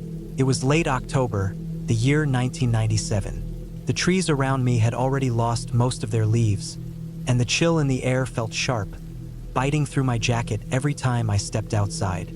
I'd been feeling restless, tired of the city noise and endless rush. I wanted silence, isolation, and the kind of solitude that only a place like that could offer. The cabin was a modest structure, built sometime in the late 50s, made of weathered logs with a simple tin roof. It stood on a small clearing surrounded by thick pines and maples, near a narrow dirt road that most people probably didn't even know existed. The drive out there was long and lonely. The trees lined the road like tall sentinels, their branches swaying slightly in the cold wind. The sun was dipping low by the time I reached the cabin, casting a dull orange glow across the landscape. There was no cell service, no internet, and barely any electricity, just a single generator that powered a few lights inside. The previous owner had left behind some basic supplies: a small stack of firewood, canned food, a manual water pump, and a rusted old propane stove. No one else was nearby for miles. The first night was calm. I built a fire in the stone hearth, the flames crackling loudly in the quiet room. I ate some canned beans and sat staring into the firelight, feeling the peacefulness settle over me. Outside, the wind whispered through the trees, and somewhere far off, an owl called out. I felt strangely comforted by the sounds of the forest, even if they were unfamiliar. The next morning, I woke early, pulled on my boots, and decided to explore the surrounding woods. The ground was damp from recent rain, and the smell of wet leaves and pine needles filled the air. The trees were tall and close together, the sunlight barely breaking through the thick canopy. I followed a narrow trail that led downhill toward a small stream. The water was cold and clear, running over smooth stones. I knelt to splash some on my face, feeling the cold bite into my skin. For a moment, the only sounds were the gentle rush of water and the soft rustling of leaves. As I wandered further, I noticed how quiet the forest was compared to the city. No cars, no people, just the occasional bird or squirrel moving through the underbrush. It felt like the world had been paused here, waiting for something. I found a few fallen logs and sat down, resting and listening. The silence pressed in around me, heavy and thick, like a living thing. That afternoon, I returned to the cabin to check the generator. It was old and finicky, but with a bit of coaxing, it hummed to life, lighting up the small bulbs overhead. I heated some water on the stove for coffee and settled into a chair by the window. The view outside was breathtaking, an endless sea of trees stretching toward the horizon, their branches swaying gently in the breeze. But beneath that beauty was a strange feeling, one I couldn't quite place, a sense that I wasn't as alone as I thought. Over the next few days, I fell into a routine. I chopped wood, fetched water from the pump, cooked simple meals, and spent hours reading or walking in the woods. Each night, I'd light a fire in the hearth, sit quietly, and watch the flames dance. The isolation was exactly what I wanted, and yet, Every so often, a strange unease would creep over me. Started small. I'd hear a twig snap far off in the woods, or catch a shadow moving just beyond the edge of the clearing. Sometimes, I'd look out the window and think I saw a figure standing between the trees, but when I blinked, it was gone. I told myself it was just my imagination, a trick of the light and shadows. The forest was full of life after all. Deer, foxes, maybe a bear or two. It was natural to see movement, but then things began to feel more deliberate. One morning, I found the front door slightly ajar, even though I was sure I'd locked it the night before. No signs of forced entry, no footprints around the cabin. I checked inside carefully. Nothing seemed missing or disturbed. Still, my heart raced. I locked the door again, triple-checked the windows, and felt the weight of eyes on me. That afternoon, while chopping wood at the back of the cabin, I heard footsteps behind me, crunching on dry leaves. I spun around, axe raised, but there was nothing there, just the empty forest. The hairs on the back of my neck stood up. I felt stupid. Who was out there? Why would anyone come here? No one knew I was here. That night, I barely slept. The wind howled outside, rattling the windows and shaking the cabin. I sat close to the fire, watching the shadows grow and shrink. At one point, I thought I heard whispering voices, soft and distant, but when I strained to listen, they stopped. I kept telling myself it was the wind or animals, but the feeling of being watched grew stronger. The following days were tense. Every sound made me jump. I found more signs someone had been nearby. Broken twigs on the path, disturbed leaves, a shallow hole dug near the side of the cabin. The water pump handle was loose when I returned to it, though I was certain I'd left it tight. No footprints again, no clear evidence of who or what had been there. I thought about leaving, but something held me back. I wanted to prove I could handle the isolation, that I wasn't afraid. So I stayed. One afternoon, I decided to explore farther than before. I packed a small bag with water, a knife, and a flashlight. I followed a faint trail that led deeper into the forest, the trees growing thicker and the underbrush harder to push through. The sun dipped lower, casting long shadows that stretched between the trunks. I kept thinking about the strange things that had happened, wondering if I might run into whoever or whatever was out there. After an hour of walking, I reached a small clearing with an old, rusted car half buried in leaves and dirt. The windows were shattered, and the paint peeled off in chunks. It looked like it had been abandoned for decades. I looked around, searching for any clues. Nearby, a broken chain link fence hung loosely from bent posts. It seemed like this place had once been part of a property, long forgotten. I crouched to examine the ground and found fresh footprints in the soft soil. They were human, too large to be mine, and they led away from the clearing toward a denser part of the forest. A cold shiver ran down my spine. Whoever had been here recently wasn't far away. I debated whether to follow the tracks, but the light was fading fast. I decided to turn back. As I walked, I heard a faint rustling behind me, like someone moving quickly through the underbrush. My heart pounded, and I picked up my pace, not daring to look back. When I finally reached the cabin, the door was wide open. Panic surged through me as I rushed inside. The place was in disarray. Furniture overturned, drawers pulled out, things scattered on the floor. Someone had been inside, searching for something. I grabbed the axe from where I'd left it by the door and stood ready. I called out, but no answer came. The forest outside was silent, as if holding its breath. I checked every room carefully, but there was no one there. The back door was open too, swinging on its hinges in the wind. Whoever had come here was gone. I locked all the doors and windows again, piling furniture in front of them for extra protection. I sat by the fire, gripping the axe, waiting for dawn. The next morning, I made a decision. I couldn't stay another night in that cabin. Whatever was out there had been watching me, following me, invading my space. I packed quickly, taking only the essentials, and locked the cabin as best I could. On the drive back down the dirt road, I kept glancing in the rearview mirror, half expecting to see someone or something trailing behind. But the forest was empty, quiet, peaceful again. When I reached the nearest town, I reported what had happened to the local sheriff. He listened carefully, then told me that there had been reports of a man living off the grid somewhere in those woods. Someone who didn't want to be found, and who wasn't afraid to scare people away. I never went back to that cabin. I didn't need to. The woods had shown me their secret, and I understood that some places are better left alone. The peace I had sought was not for me to find there, not when danger lurked just beyond the trees. But I learned something important that week. Fear isn't always about what you see or hear. Sometimes it's about knowing that you're not alone, that someone or something is watching, waiting, and that you are vulnerable. That feeling stayed with me long after I left the cabin behind. Years later, when I tell the story, I don't mention ghosts or monsters. There were none, just a person, hiding in the woods, and a reminder that even in the most beautiful, peaceful places, danger can be real and very human.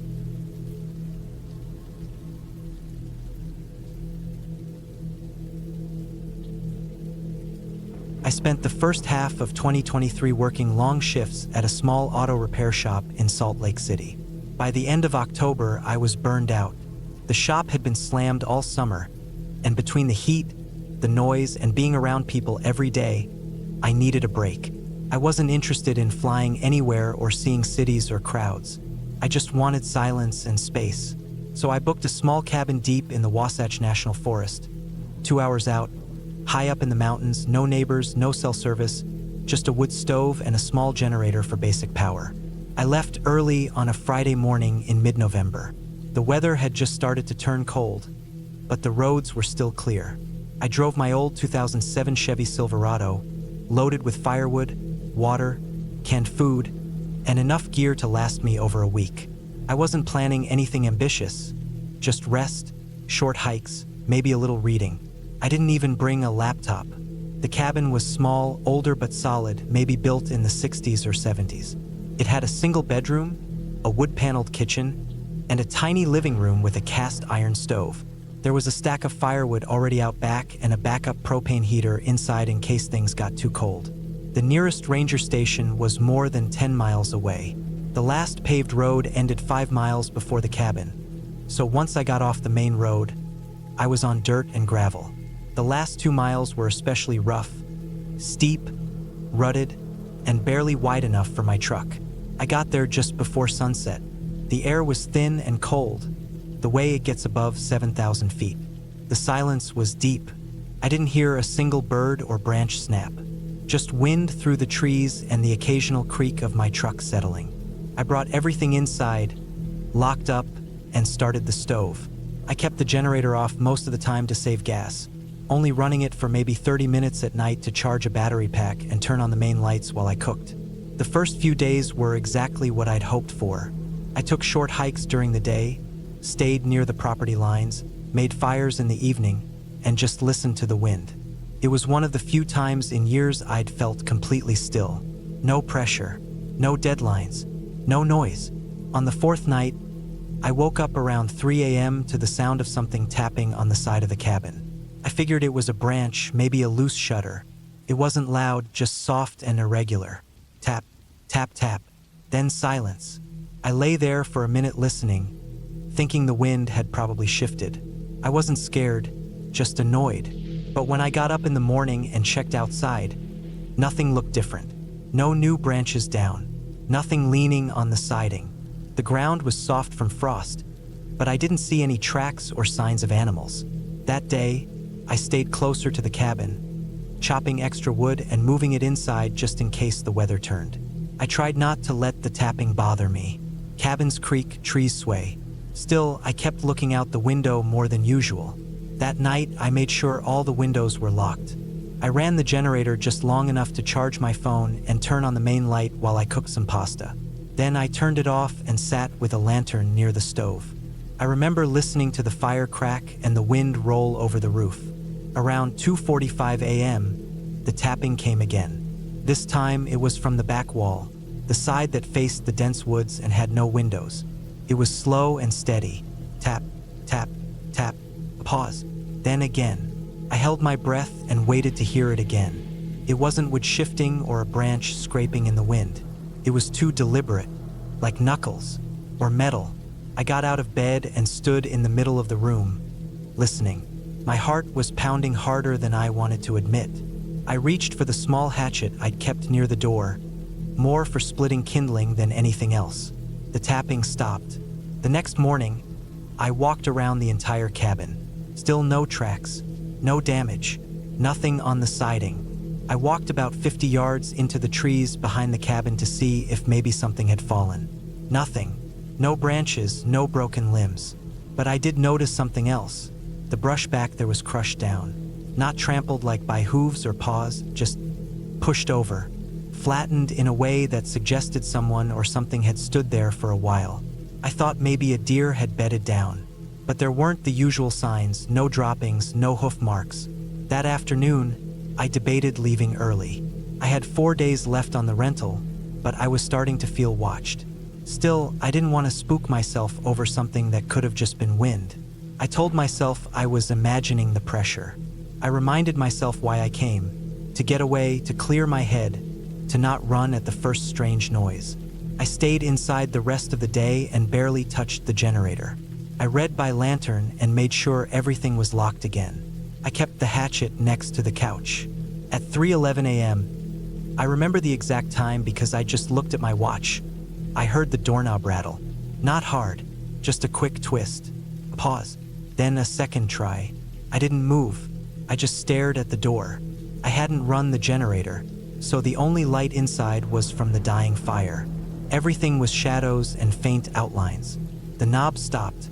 Then something brushed against the wooden wall to the right of the door, soft like a hand dragging slowly along it.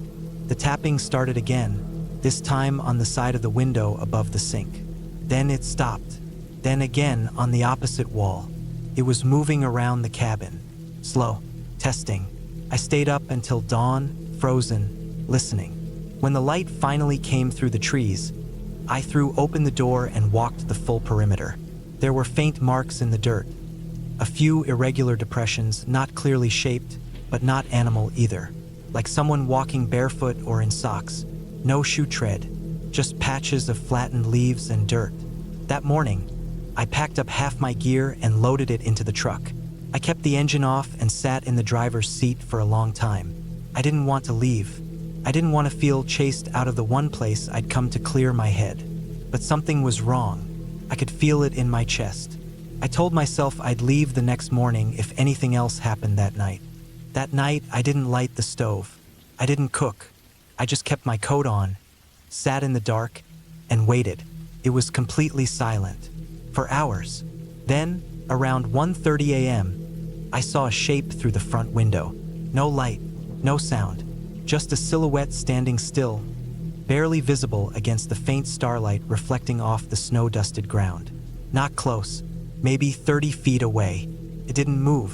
I crouched low and stayed against the wall. My breathing felt too loud. Every creak in the cabin made me jump. When I finally looked again, maybe 20 minutes later, the shape was gone. But on the porch, I saw a single dark smudge. I waited until daylight again before I opened the door. There, on the top step of the porch, was a single muddy footprint. Barefoot, adult-sized, no tread, just heel, ball, and toes. I didn't care how long I had left on the rental. I loaded the rest of my stuff into the truck in under 10 minutes, started the engine, and got the hell out of there. The road was rough, and I could hear things shifting in the truck bed the whole way down. But I didn't stop. I drove until I hit the highway and didn't slow down until I was nearly back in Salt Lake. Back home, I tried to explain it to myself.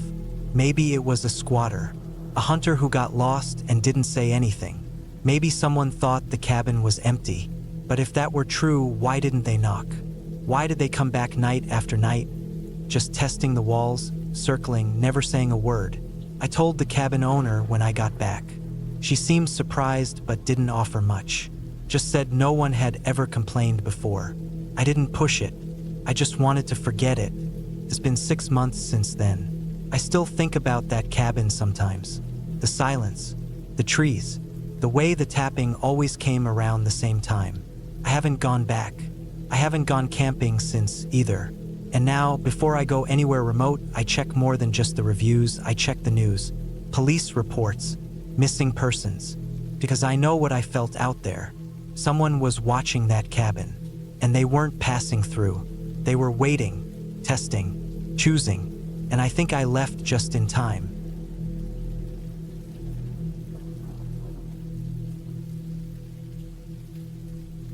I was 28 when I decided to spend a week alone in a small cabin deep in the woods of northern Vermont. It was early October, 2019, the time when the trees are painted in reds, yellows, and oranges, the air crisp and sharp, and the nights falling quickly after the sun dipped behind the hills. I wanted to get away from everything. My job, the city noise, the constant messages and emails. Just me and the woods. I thought it would be peaceful, quiet. A chance to clear my head. The cabin wasn't fancy. It was old, built sometime in the 1950s, maybe earlier by the looks of it. 2 rooms, one big room that served as the kitchen and living area, with a small wood stove for heat, and a bedroom with a single bed and a tiny bathroom with a sink and an old-fashioned shower. No running water for drinking or cooking. I had brought all my water in jugs. No electricity except for a small solar panel hooked up to a battery for some light. No internet, no phone signal. It was perfect for what I wanted. When I arrived late afternoon, the sun was already low. I parked my small rental car on the rough dirt driveway, kicking up dust as I opened the door and stepped out. The air smelled like pine and wet earth. The trees were tall, mostly maple and birch, their leaves rustling softly in the light breeze. The ground was covered with dry leaves that crunched underfoot. The cabin stood quiet and a little worn, its wood faded gray and rough with age. I carried my bags inside, lit a small fire in the stove to warm up the place, and unpacked my supplies: food, clothes, books, and a small radio that worked on batteries. I wasn't planning to use it much, but I wanted some kind of connection, just in case. The first night was quiet, except for the usual sounds of the forest. Birds settling down, the rustle of animals moving in the underbrush, the creak of branches in the wind. On the second day, I spent time gathering firewood. The dry branches snapped easily, and the wood smelled fresh and piney. I stacked it neatly by the cabin door. I explored the small area around the cabin, noticing a small stream about 100 meters away, its water clear and cold. I filled a bottle and drank some. It tasted fresh but carried the faint taste of earth and moss. I liked the silence, the kind that made you listen closely to every little sound. The way a squirrel's tiny feet skittered across the forest floor, or how the wind pushed through the treetops like a soft sigh.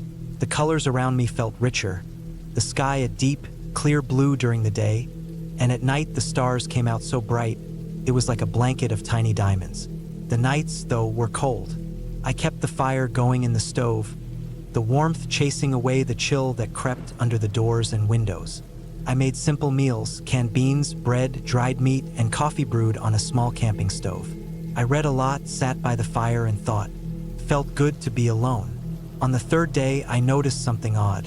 When I went out early in the morning to get water from the stream, I saw that the small trail leading from the cabin to the road had been disturbed. The leaves that had covered the path were pushed aside in some places. Not much, just enough to make me pause and look twice. I thought maybe an animal or a bird had been around, but the marks looked a little too much like footsteps. I shrugged it off. The woods were alive with animals, and the ground was soft from the recent rain, so footprints would be easy to see. I told myself it was nothing, just my mind playing tricks in the quiet. That day, the weather started to change. The wind picked up, rattling the windows and making the trees sway hard. Dark clouds gathered over the hills, and by afternoon, a light rain began. It wasn't heavy, just a steady drizzle that made the leaves glisten and the air smell damp and fresh. I stayed inside, reading and watching the rain slide down the windows. That evening, as the rain stopped and the sky cleared, I stepped outside to check the firewood. I noticed the ground around the cabin was softer, muddy from the rain. The leaves on the path were wetter, and the footprints were clearer. This time, I was sure they weren't animal prints. The shape was too big, like a heavy boot, and they were fresh. No leaves covering them, just wet earth pressed down. A cold shiver ran down my spine. I stood still for a moment, listening to the quiet around me. No birds, no squirrels, nothing. Just the soft sound of the wind through the trees. The prince led from the edge of the woods toward the cabin, then stopped near the back door. I locked all the doors and windows tightly and made sure the fire was burning strong inside. I kept the radio on, hoping for some news or music to keep me company. The next day was clear and sunny again. I told myself I was overthinking everything. Probably some hikers had walked by before the rain, and the prints were from them. The woods were a public place, after all, but I started to feel watched. When I went out for water that morning, I felt eyes on me. I looked around, but there was no one, just trees, rocks, and the small stream running clear and cold. I carried the water back quickly and shut the door behind me. During the day, I kept busy. I cleaned the cabin, stacked more wood, fixed a loose window latch, and tried to keep my mind off the strange feeling. The radio brought me some music and a weather report.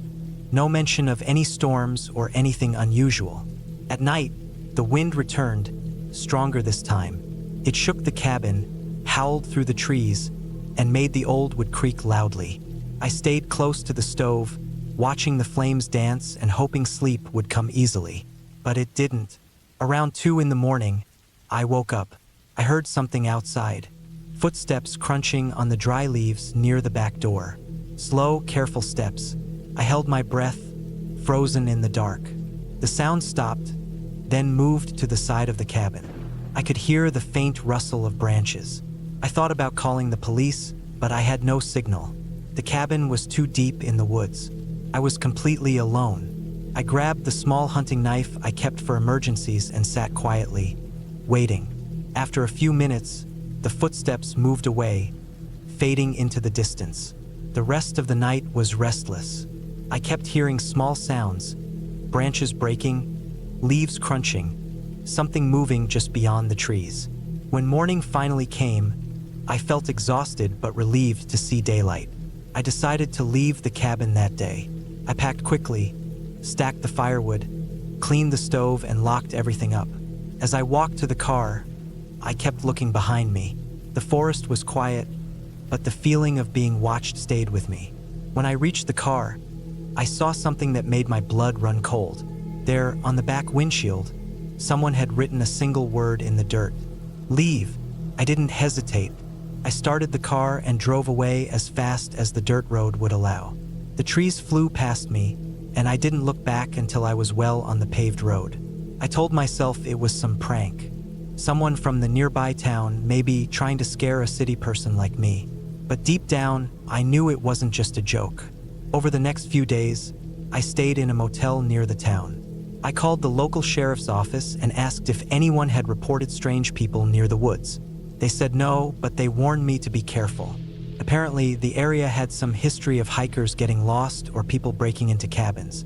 I went back home and avoided the woods for months. Looking back, I realized how lucky I was. Whoever had been near the cabin that night could have done much worse.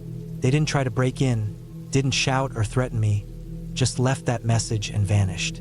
I never went back to that cabin. Instead, I kept the memories of the cold nights, the silence, the feeling of eyes watching me from the dark woods. The woods were beautiful, but they were also wild and full of secrets. Sometimes, when the wind blows through the trees near my city apartment, I remember the cabin, and I feel grateful to be safe, but also a little haunted by that week alone in the woods.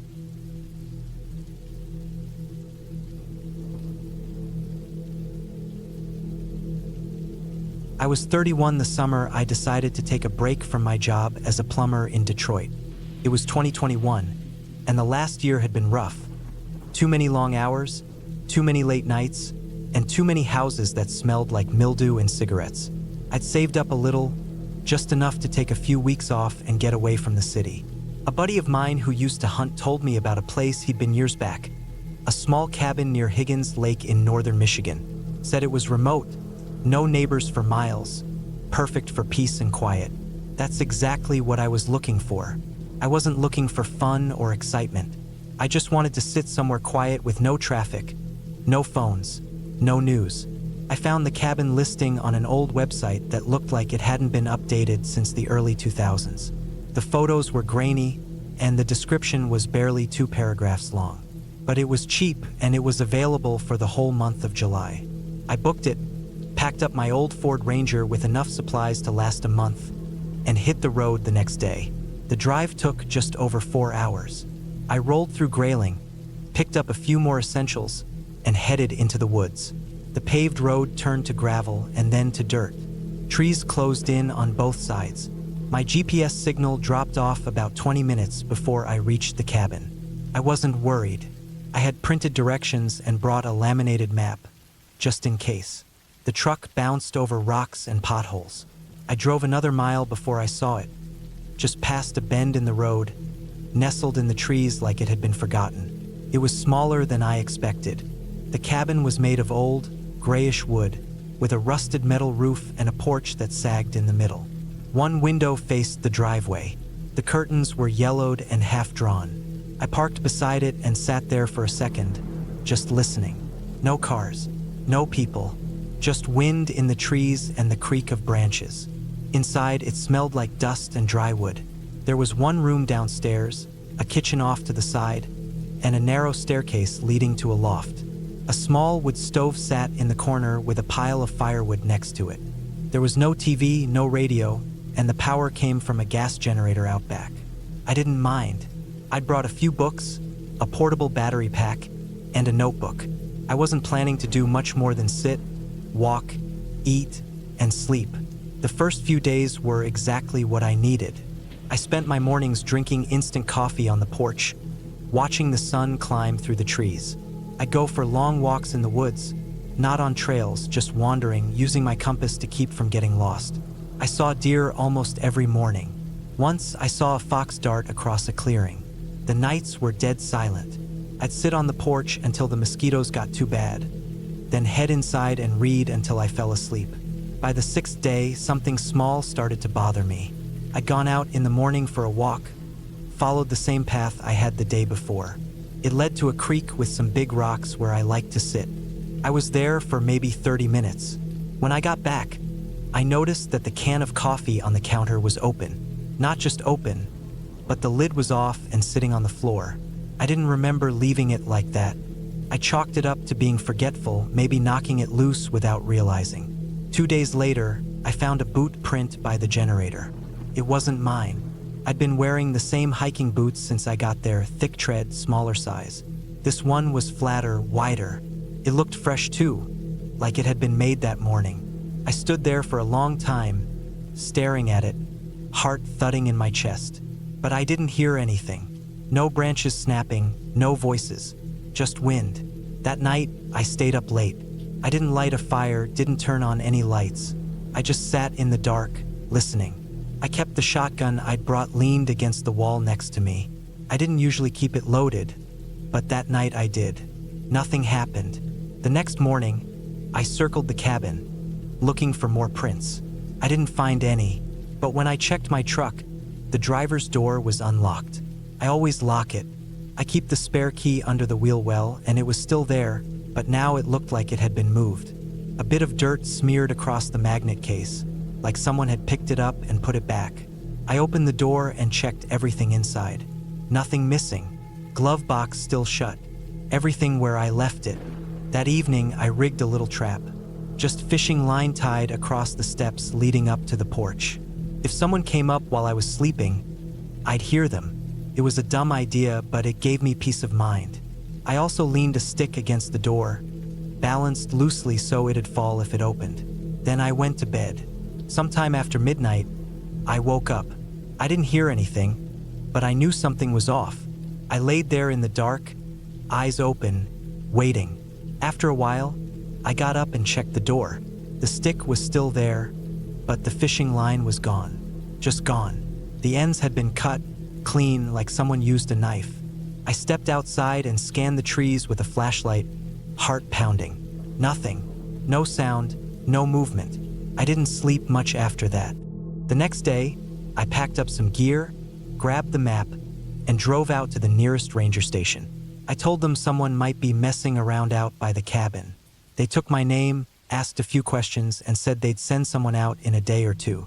They didn't seem too concerned. Said it was probably a local, maybe a poacher or a bored teenager.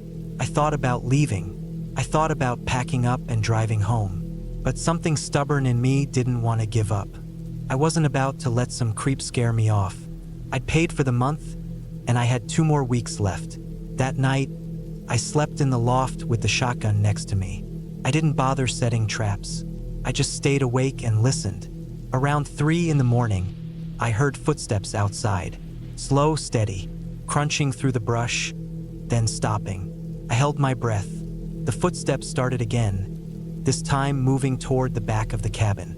Then nothing. Silence. I waited for what felt like an hour before I dared to move. The next morning, I found something behind the cabin. A piece of rope, tied between 2 trees about waist high. It looked like a trip line. I wouldn't have noticed it if the sun hadn't caught the nylon just right. I followed the rope with my eyes and saw that it ran to a small tin can hidden in a bush. Some kind of makeshift alarm. It hadn't gone off, though. It was still hanging, empty. I felt sick. Someone was watching me, not just passing through. Watching me. I packed up again and drove back to the ranger station, but this time it was closed. I left a note on the door, stuffed it into the crack between the boards. I told them everything. Then I drove back, but instead of staying at the cabin, I parked down the road and waited. I wanted to see if anyone would show up. I sat in my truck for 5 hours. Just before sunset, I saw movement in the trees near the cabin. Figure moving low, crouched. They had a backpack and what looked like a baseball cap. I couldn't see their face. They crept around the back, paused by the window, then disappeared behind the cabin. I turned the engine and drove toward the clearing, tires spinning in the dirt. When I pulled in, the figure bolted, ran straight into the woods. I jumped out and chased, but they were faster. I lost them in seconds. I didn't go back inside. I drove to a motel in Grayling and spent the night there. The next morning, I returned with a sheriff's deputy. We searched the area. They found more trip lines, another can alarm, and a tarp rolled up under a pile of brush about 20 yards from the cabin. Under it was a sleeping bag, empty food wrappers, and a pair of binoculars. Someone had been living there, watching me. They never found out who it was. No fingerprints, no name. They guessed it was a squatter or a drifter, maybe someone hiding out from something. The deputy offered to stay while I packed up. I took only what I needed. Left the food, the firewood, the books. I haven't gone back since. I still think about it sometimes. How quiet it was. How close they must have been while I slept. How long they might have been watching me before I noticed. I didn't see their face. I didn't hear their voice. But I still feel like they knew everything about me by the time I left. What time I slept, what paths I took in the woods, what supplies I brought.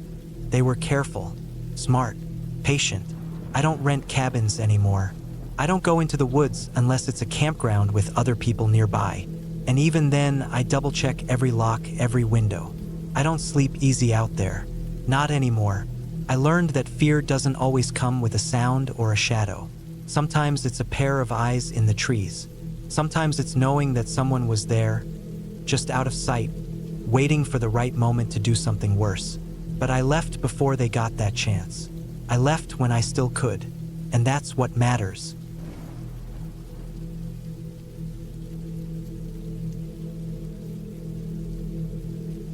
It was the summer of 2016 when I decided to rent a small cabin up in the Adirondacks in upstate New York. I was 34 back then, single, and working remotely as a freelance graphic designer. I had just wrapped up a big contract and wanted to take some time to disconnect from everything. No phone, no emails, no people. Just trees, wind, and the sound of birds or whatever else lived out in the forest. I booked the cabin online through a small local rental website. It wasn't fancy or commercial, just a simple listing with some photos and a short description. The place was cheap and isolated, about 20 miles outside the small town of Indian Lake. It didn't have Wi-Fi, and the owner warned that cell service was unreliable. That was exactly what I was looking for. I drove up there in my black 2012 Subaru Outback. The drive took around 5 hours from my apartment in Jersey City. Most of it was highway, but the last stretch was rough, gravel roads full of potholes that shook the car every few seconds. I didn't see another car for a good 45 minutes as I got deeper into the forest.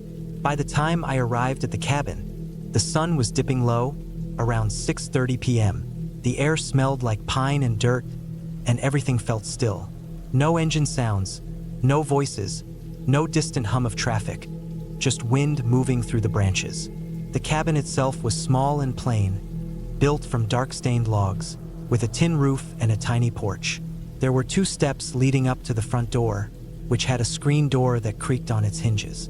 Inside, it was even more basic. A twin-size bed pushed against the wall, a wooden table with 2 chairs, a small kitchen area with a gas stove and a sink, and a wood-burning stove in the corner. There was no bathroom inside, just an outhouse about 30 yards behind the cabin. That part made me a bit uneasy, but I told myself it was part of the experience. I stored my groceries, unloaded my duffel bag, and placed my flashlight and pocket knife on the table. I remember thinking it was almost too quiet, like the forest had hit pause. That first night, I couldn't sleep. It wasn't fear, just unfamiliarity.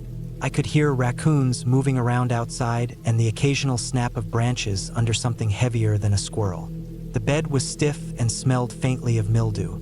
I lay there with my eyes open, staring at the shadowy ceiling beams while listening to the sounds of the woods. I finally dozed off sometime around 3 a.m., only to wake up at sunrise. The light came in through the slatted blinds and warmed the wooden floor. It was peaceful, at least on the surface. The first 2 days were normal enough.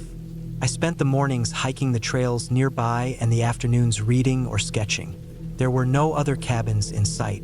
The forest around the place was thick with old trees and the ground was layered with pine needles, moss, and fallen branches. I followed a narrow path that wound around a small lake about a mile away. I brought a thermos and sat by the shore, watching ducks and the occasional fish break the surface. There were insects, but nothing overwhelming. At night, I'd light the gas lamp and write in my notebook or stare at the fire in the stove until I got tired enough to sleep. It was boring in a good way. The third night is when things started to feel off. It began small, just noises that didn't match what I'd been hearing before. Not animals scurrying or the wind in the trees, but slower, heavier steps outside, 2 or 3 at a time, then silence. I assumed it was a deer or maybe a bear. I stayed in bed and listened. The steps came again about 10 minutes later, closer this time, followed by the faint creak of the porch step. Then nothing. I held my breath. I didn't hear the door move, didn't hear the screen squeak, just silence for what felt like forever. I got up and looked out the window but saw nothing. The woods were too dark.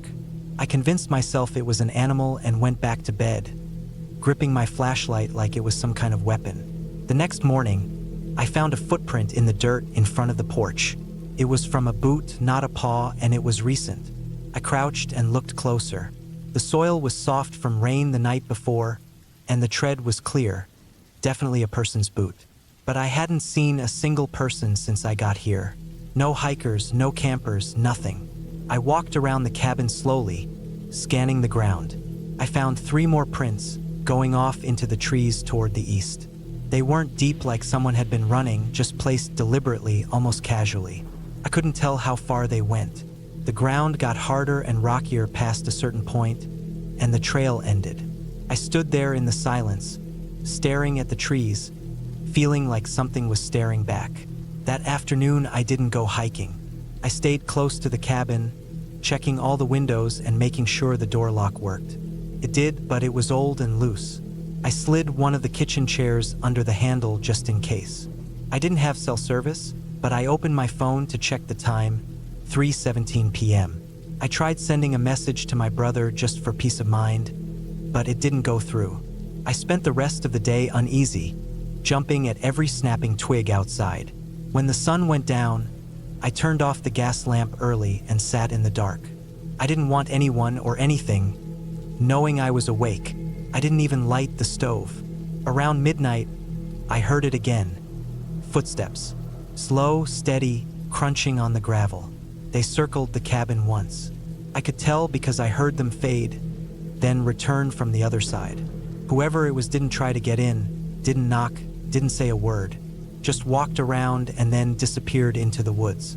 I didn't sleep at all. I sat upright on the bed with the knife in one hand and flashlight in the other until the sky started to lighten. That morning, I found more prints. The same boots, the same casual stride, but this time they led up to the outhouse and then back into the trees. The door to the outhouse was slightly open. I never left it that way. I stood there staring at it for a while before I walked over and looked inside.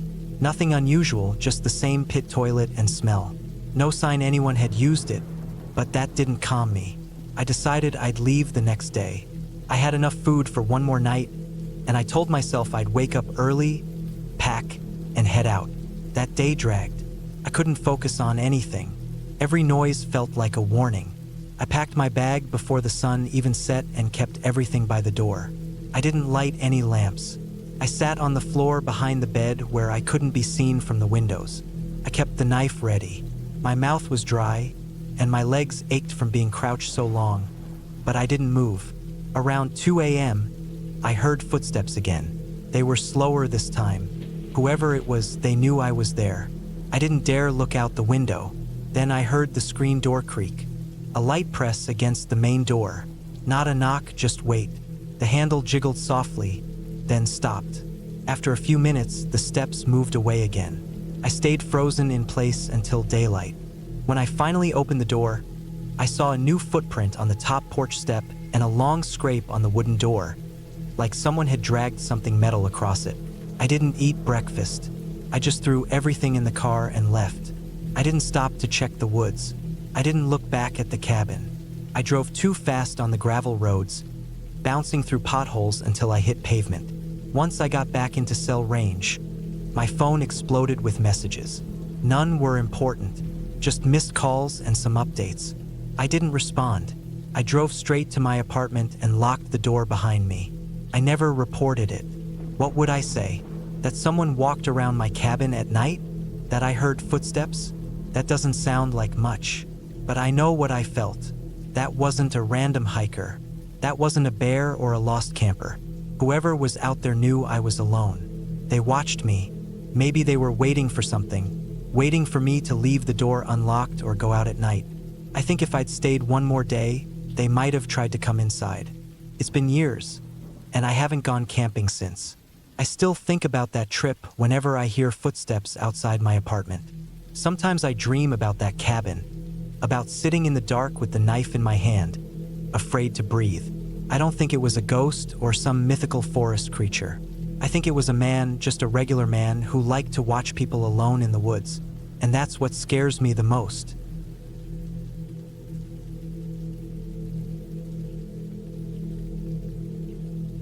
I was 31 when I spent that long weekend alone in a cabin outside of Pendleton, Oregon. It was the spring of 2017, early May, and I remember the weather was just starting to warm up. I'd been dealing with a lot of stress from work. At the time, I was doing freelance construction work in Eugene, and I just wrapped up a messy home remodel that went way over schedule. Between fighting with the client and managing subcontractors who never showed up on time, I was burned out. I needed a break from everything, no emails, no phones, no people.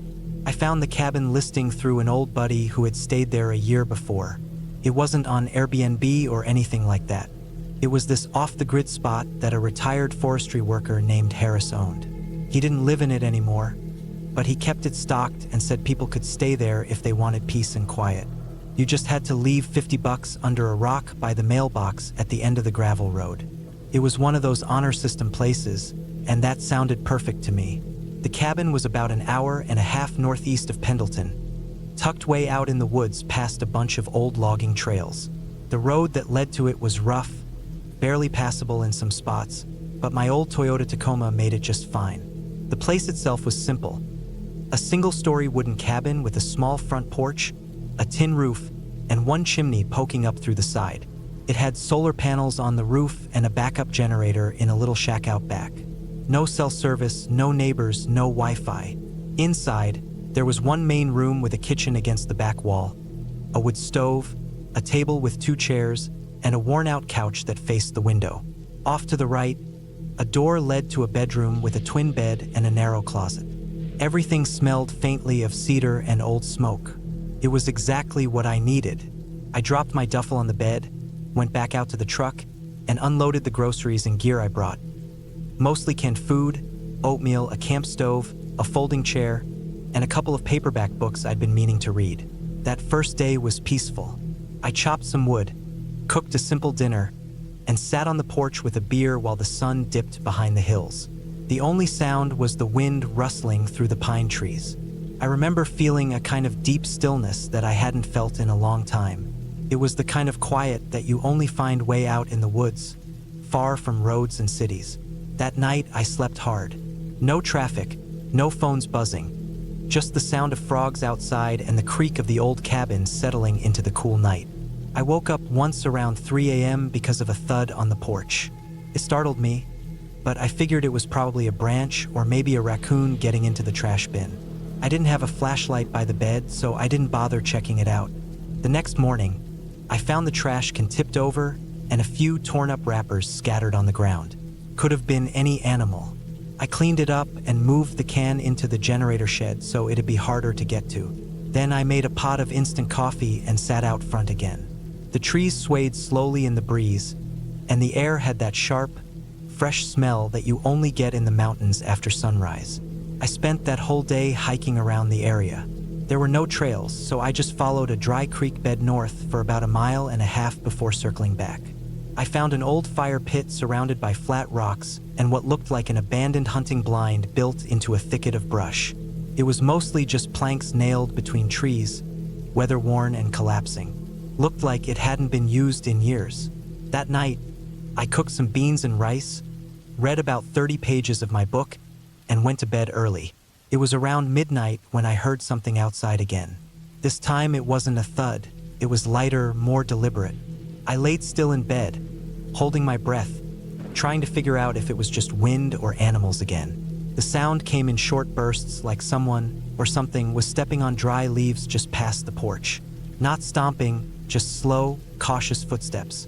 I waited for a minute or two. The sound stopped. I got up quietly and stepped out into the living room. I kept all the lights off. Through the window, I couldn't see anything, but the moon was bright enough to light up the tree line about 20 yards out. Everything looked still.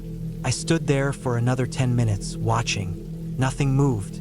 Eventually, I went back to bed, but it took a long time to fall asleep. The next morning, I circled the cabin, looking for prints or signs that anything had been out there. I found nothing. No fresh tracks, no disturbed leaves. It made me feel a little crazy. Maybe I was just jumpy. I hadn't been truly alone like that in a long time, and the silence plays tricks on your ears after a while. Still, I kept the axe by the door after that. That afternoon, I hiked in the opposite direction from the day before, hoping to find a ridge I'd seen from the porch. I eventually found it. The view was great. Rolling hills, deep forest, no roads or buildings as far as the eye could see. On the way back, though, I noticed something strange. About 100 yards from the cabin, tucked into a patch of thicker woods, I saw the faint outline of a path I hadn't noticed before. It wasn't much, just a narrow line through the brush where the grass was lower and some of the branches looked like they'd been broken more recently. I followed it for a few dozen steps before hitting a small clearing, maybe 20 feet across. In the center was an old stump, surrounded by small stones. It looked like someone had tried to build a fire ring there, but it hadn't been used in a while. I turned around and walked back. I didn't think much of it until later that night. Around 2 a.m., I was woken up again. This time it was something sharp.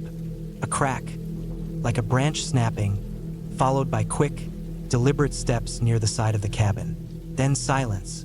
Not the sound of an animal rooting around, not the random thump of something falling. This was rhythmic, measured. I sat up and listened hard, barely breathing. Then another sound. Something brushed against the wooden wall. Not hard, but enough to make the old boards creak faintly. I got out of bed and grabbed the flashlight I'd left on the table. I didn't turn it on yet. I waited again, but the sounds didn't come back. I unlocked the front door and slowly eased it open, shining the light around the porch and the clearing beyond. Nothing. I stepped off the porch, heart pounding in my ears, and walked a slow circle around the cabin. Still nothing. The next morning, I found something that made my stomach drop. About 10 feet from the back wall of the cabin, someone or something had stuck a small pile of twigs into the dirt, upright, in a careful little bundle. It wasn't natural. The twigs were sharpened at one end, like little stakes, and arranged in a kind of triangle. I kicked them over and scanned the trees. I didn't see anyone, but I couldn't shake the feeling that someone was out there watching. I packed up a day early. I'd planned on staying until Sunday, but this was Saturday morning, and I'd had enough. I loaded everything into the truck and locked up the cabin. On the way out, as I drove down the bumpy dirt road, I saw fresh tire tracks on a side path I hadn't noticed before. The path curved off into the trees behind the cabin, like it led somewhere deeper in the woods. The tracks looked recent. I stopped the truck and got out to look. The ground was soft from the recent rains, and I could see where someone had driven in maybe the night before. The tires were narrow, like from an ATV or a dirt bike. I didn't follow them. I got back in and kept driving, glancing in the rearview mirror more than usual. Back in Pendleton, I called Harris, the guy who owned the cabin. I told him someone might have been messing around out there. He sounded tired and didn't say much, just told me I wasn't the first person to mention strange stuff. He said he hadn't been out there in over a year and might just take the listing down altogether. 2 weeks later, I read a local news article about an illegal grow site that was busted about 3 miles from that cabin. Deputies found a campsite, some traps, and evidence that people had been living out there. No arrests were made, and they said the people responsible probably moved on after getting spooked. I remembered the sharpened twigs, the noises at night, and the feeling that someone was always nearby. It didn't take a genius to connect the dots. Whoever had been out there wasn't some random camper. They didn't want people near their spot. I was lucky nothing worse happened. I haven't been back to that part of Oregon since. I still camp and hike sometimes, but I stay in designated spots now, places with other people nearby. The kind of isolation I thought I needed wasn't worth the risk. Out in the woods, especially alone, it doesn't take much for things to go wrong. And when they do, no one hears you. That cabin's probably still there, empty and quiet, just waiting for someone else to wander in. But I never will.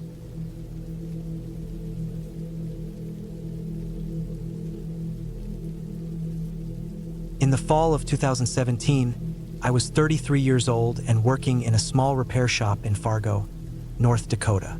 I wasn't married, didn't have kids, and didn't have many close friends either. I liked being alone most of the time. I wasn't lonely. At least that's what I told myself. I just liked peace, quiet, and being away from people for a while. That year, I decided to take a week off work and spend it in a remote cabin I had found online. It was deep in the woods near Ely, Minnesota, not far from the edge of the Boundary Waters. The pictures showed a small, one-bedroom wooden cabin with a wood stove, a tiny kitchen, and a dock stretching out into a quiet lake. No Wi-Fi, no cell service, no one around for miles. Just what I wanted. I rented it through an old guy named Walter who had been running it for years. He didn't say much in the emails other than giving me directions and saying the place was stocked with firewood and basics like canned food, matches, and some bottled water. He said there was a well with a hand pump and an outhouse out back. Simple living. I packed my old pickup with a cooler of food, some basic tools, a sleeping bag, and a rifle just in case. Not for people, more for coyotes or maybe a bear if it came to it. I also brought a heavy lockbox with cash and documents, since I didn't want to leave that stuff behind at home while I was gone. I figured I'd keep it tucked in a closet at the cabin. I arrived in Ely just before sunset on a Saturday and followed a narrow dirt road into the trees. After about 30 minutes, the road turned rough, with roots and rocks making it a slow crawl. My GPS had lost signal 10 miles back. I was relying on Walter's printed instructions, which said to look for a rusted metal mailbox with the number 42 spray painted on the side. Then take a right onto an old logging trail. That part was easy to miss. It looked more like a wide game path than a road. I followed it slowly for another mile or so, and then I saw the cabin, just like in the pictures. It sat about 50 yards from the lake, tucked among tall pines. The place was quiet, almost too quiet. No birdsong, no wind, just the crunch of my tires on old gravel and the creak of the wooden cabin as it settled in the cool evening air.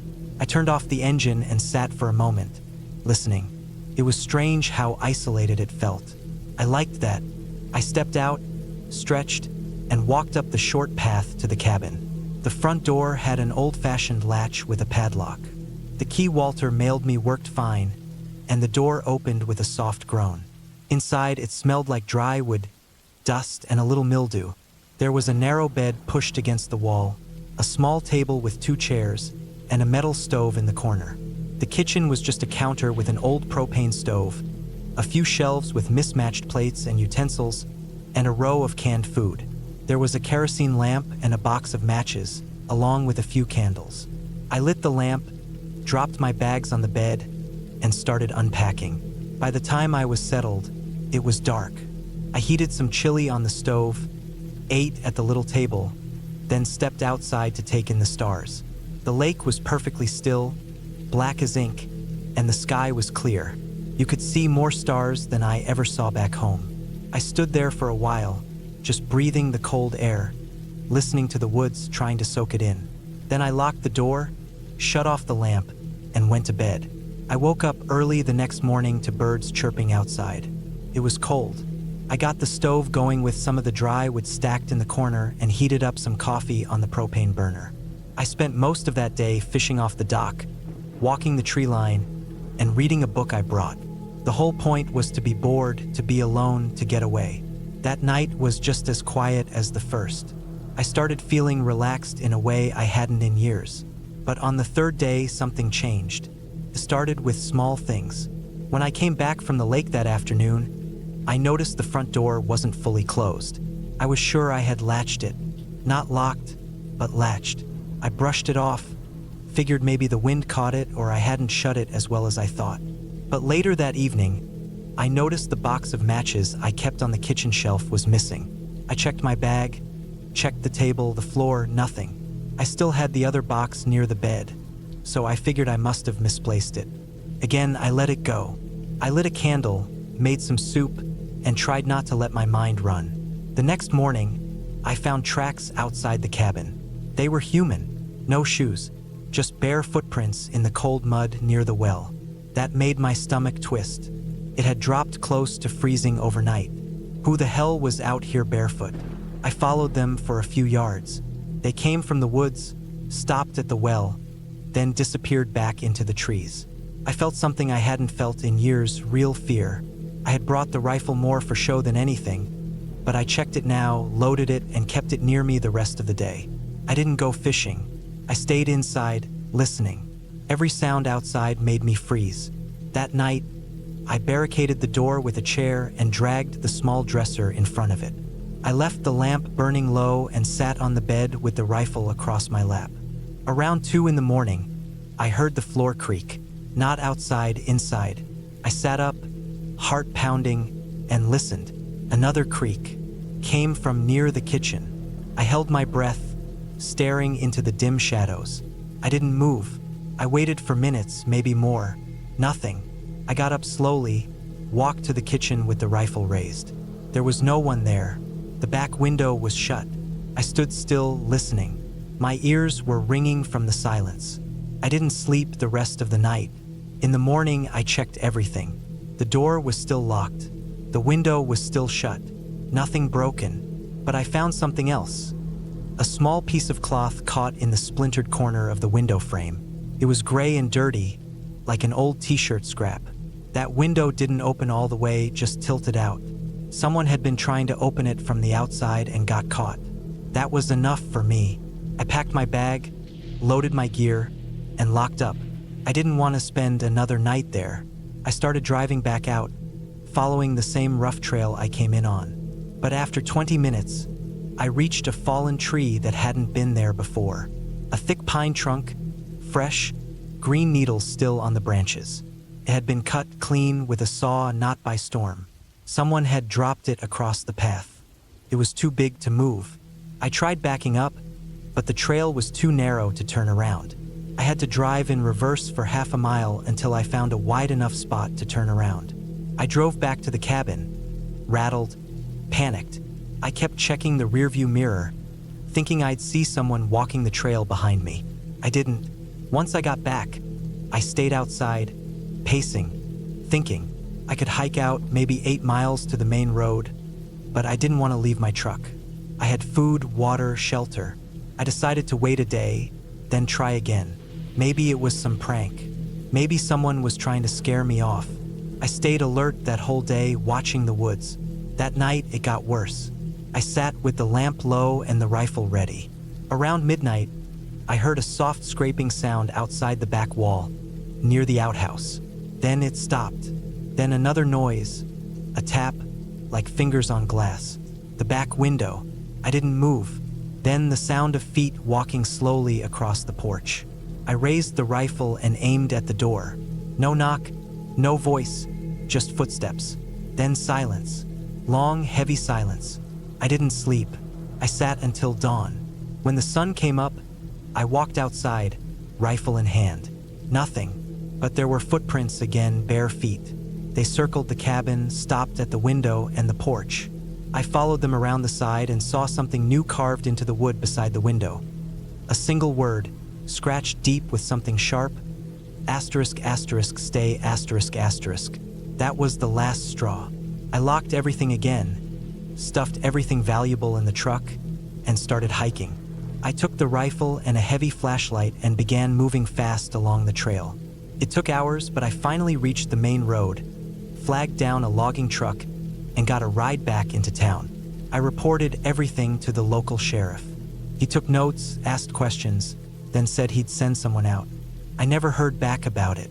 I called Walter, furious, and told him everything. He didn't sound surprised, just said sorry, and that he'd refund the rest of my stay. That was it. A week later, I saw a listing online. Same cabin, same photos, same description. Still available for rent. Still isolated. Still quiet. I never went back. I kept thinking about that word scratched into the wood. Not leave, not go, but stay. Like it wasn't a threat. Like it was a warning. Maybe someone else had stayed there and vanished. Maybe someone was living in those woods, watching renters, sneaking in, getting closer each night. I still think about those bare footprints, the piece of cloth, the door slightly open. How close someone must have been, right on the other side of the wall while I slept. I keep the rifle near my bed now.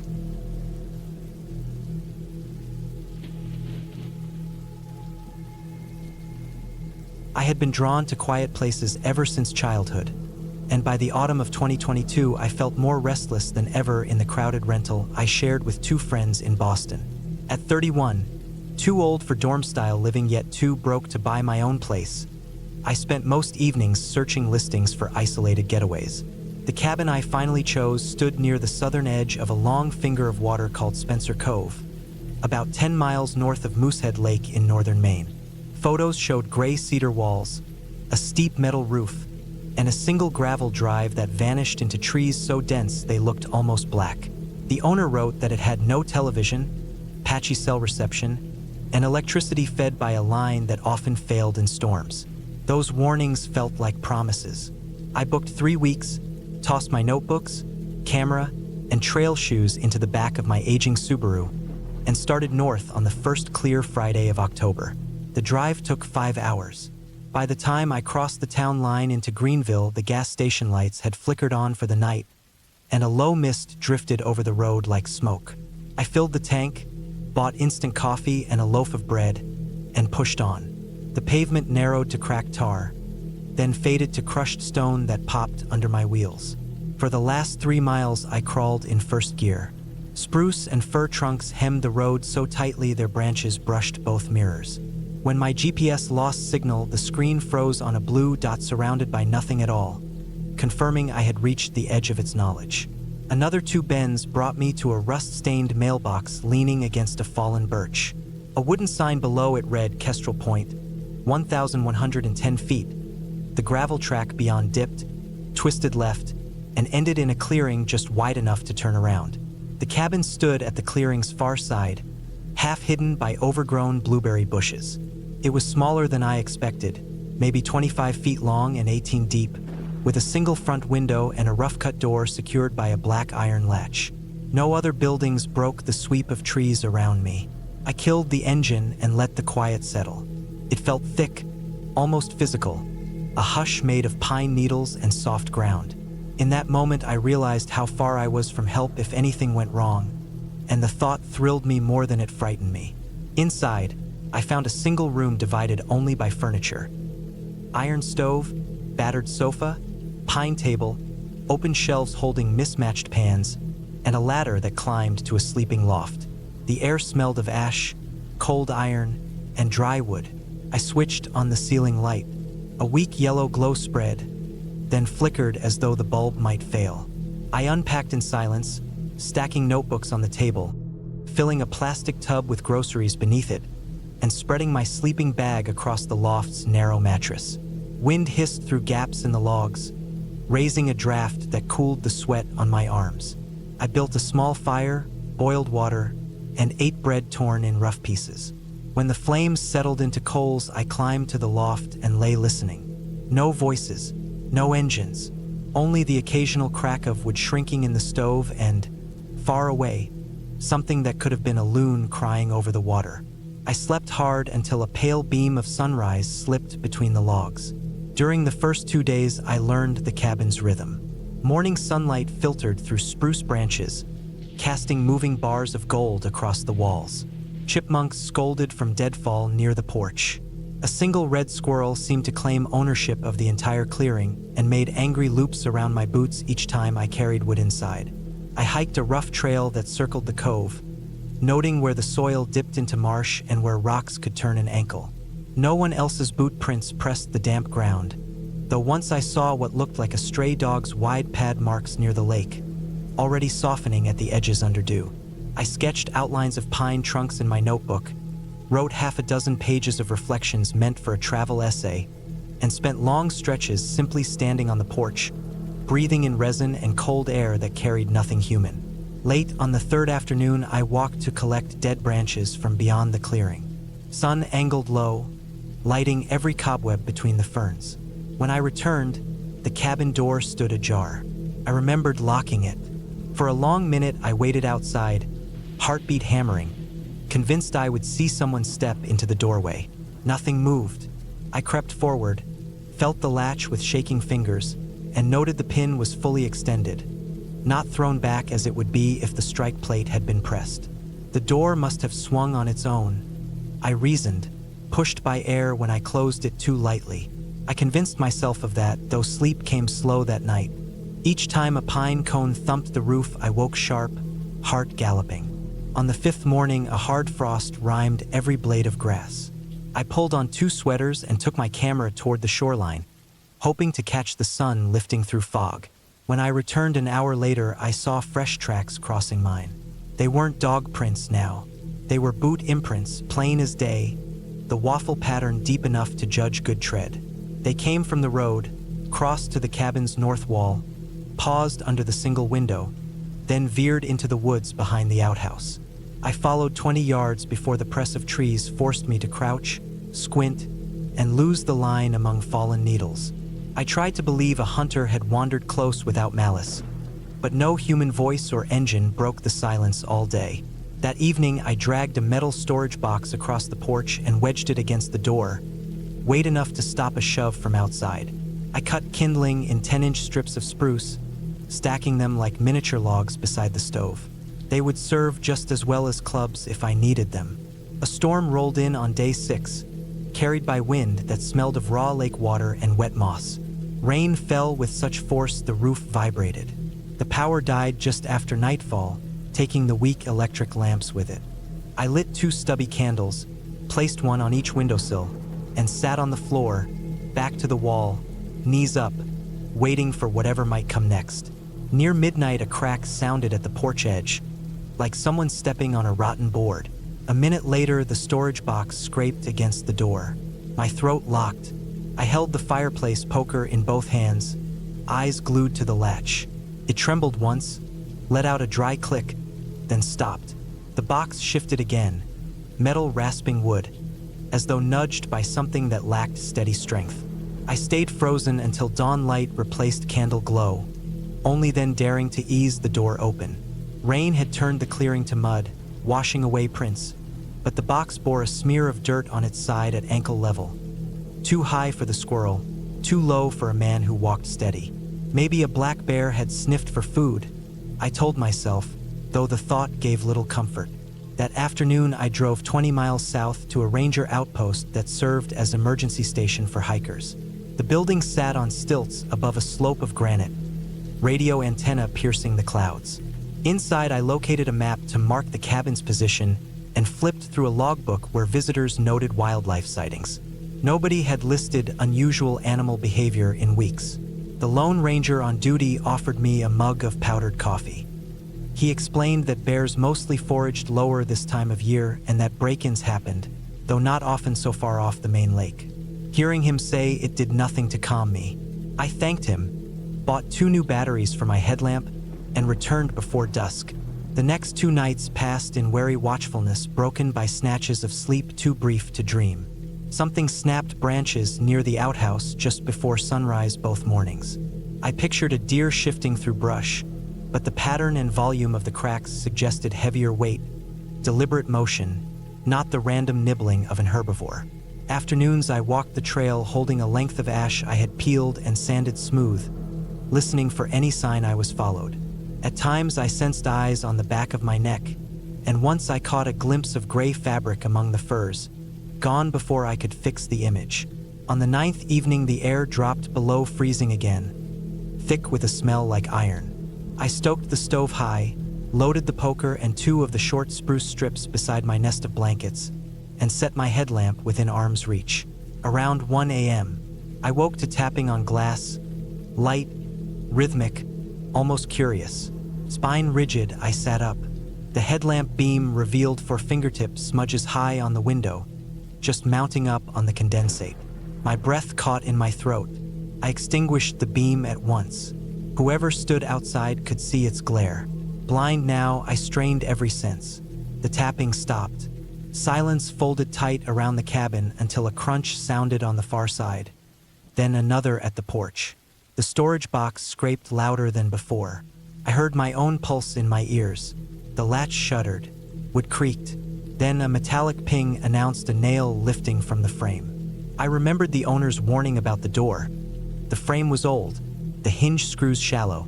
Someone who came prepared might work the planks free without needing to break a panel. I could not wait.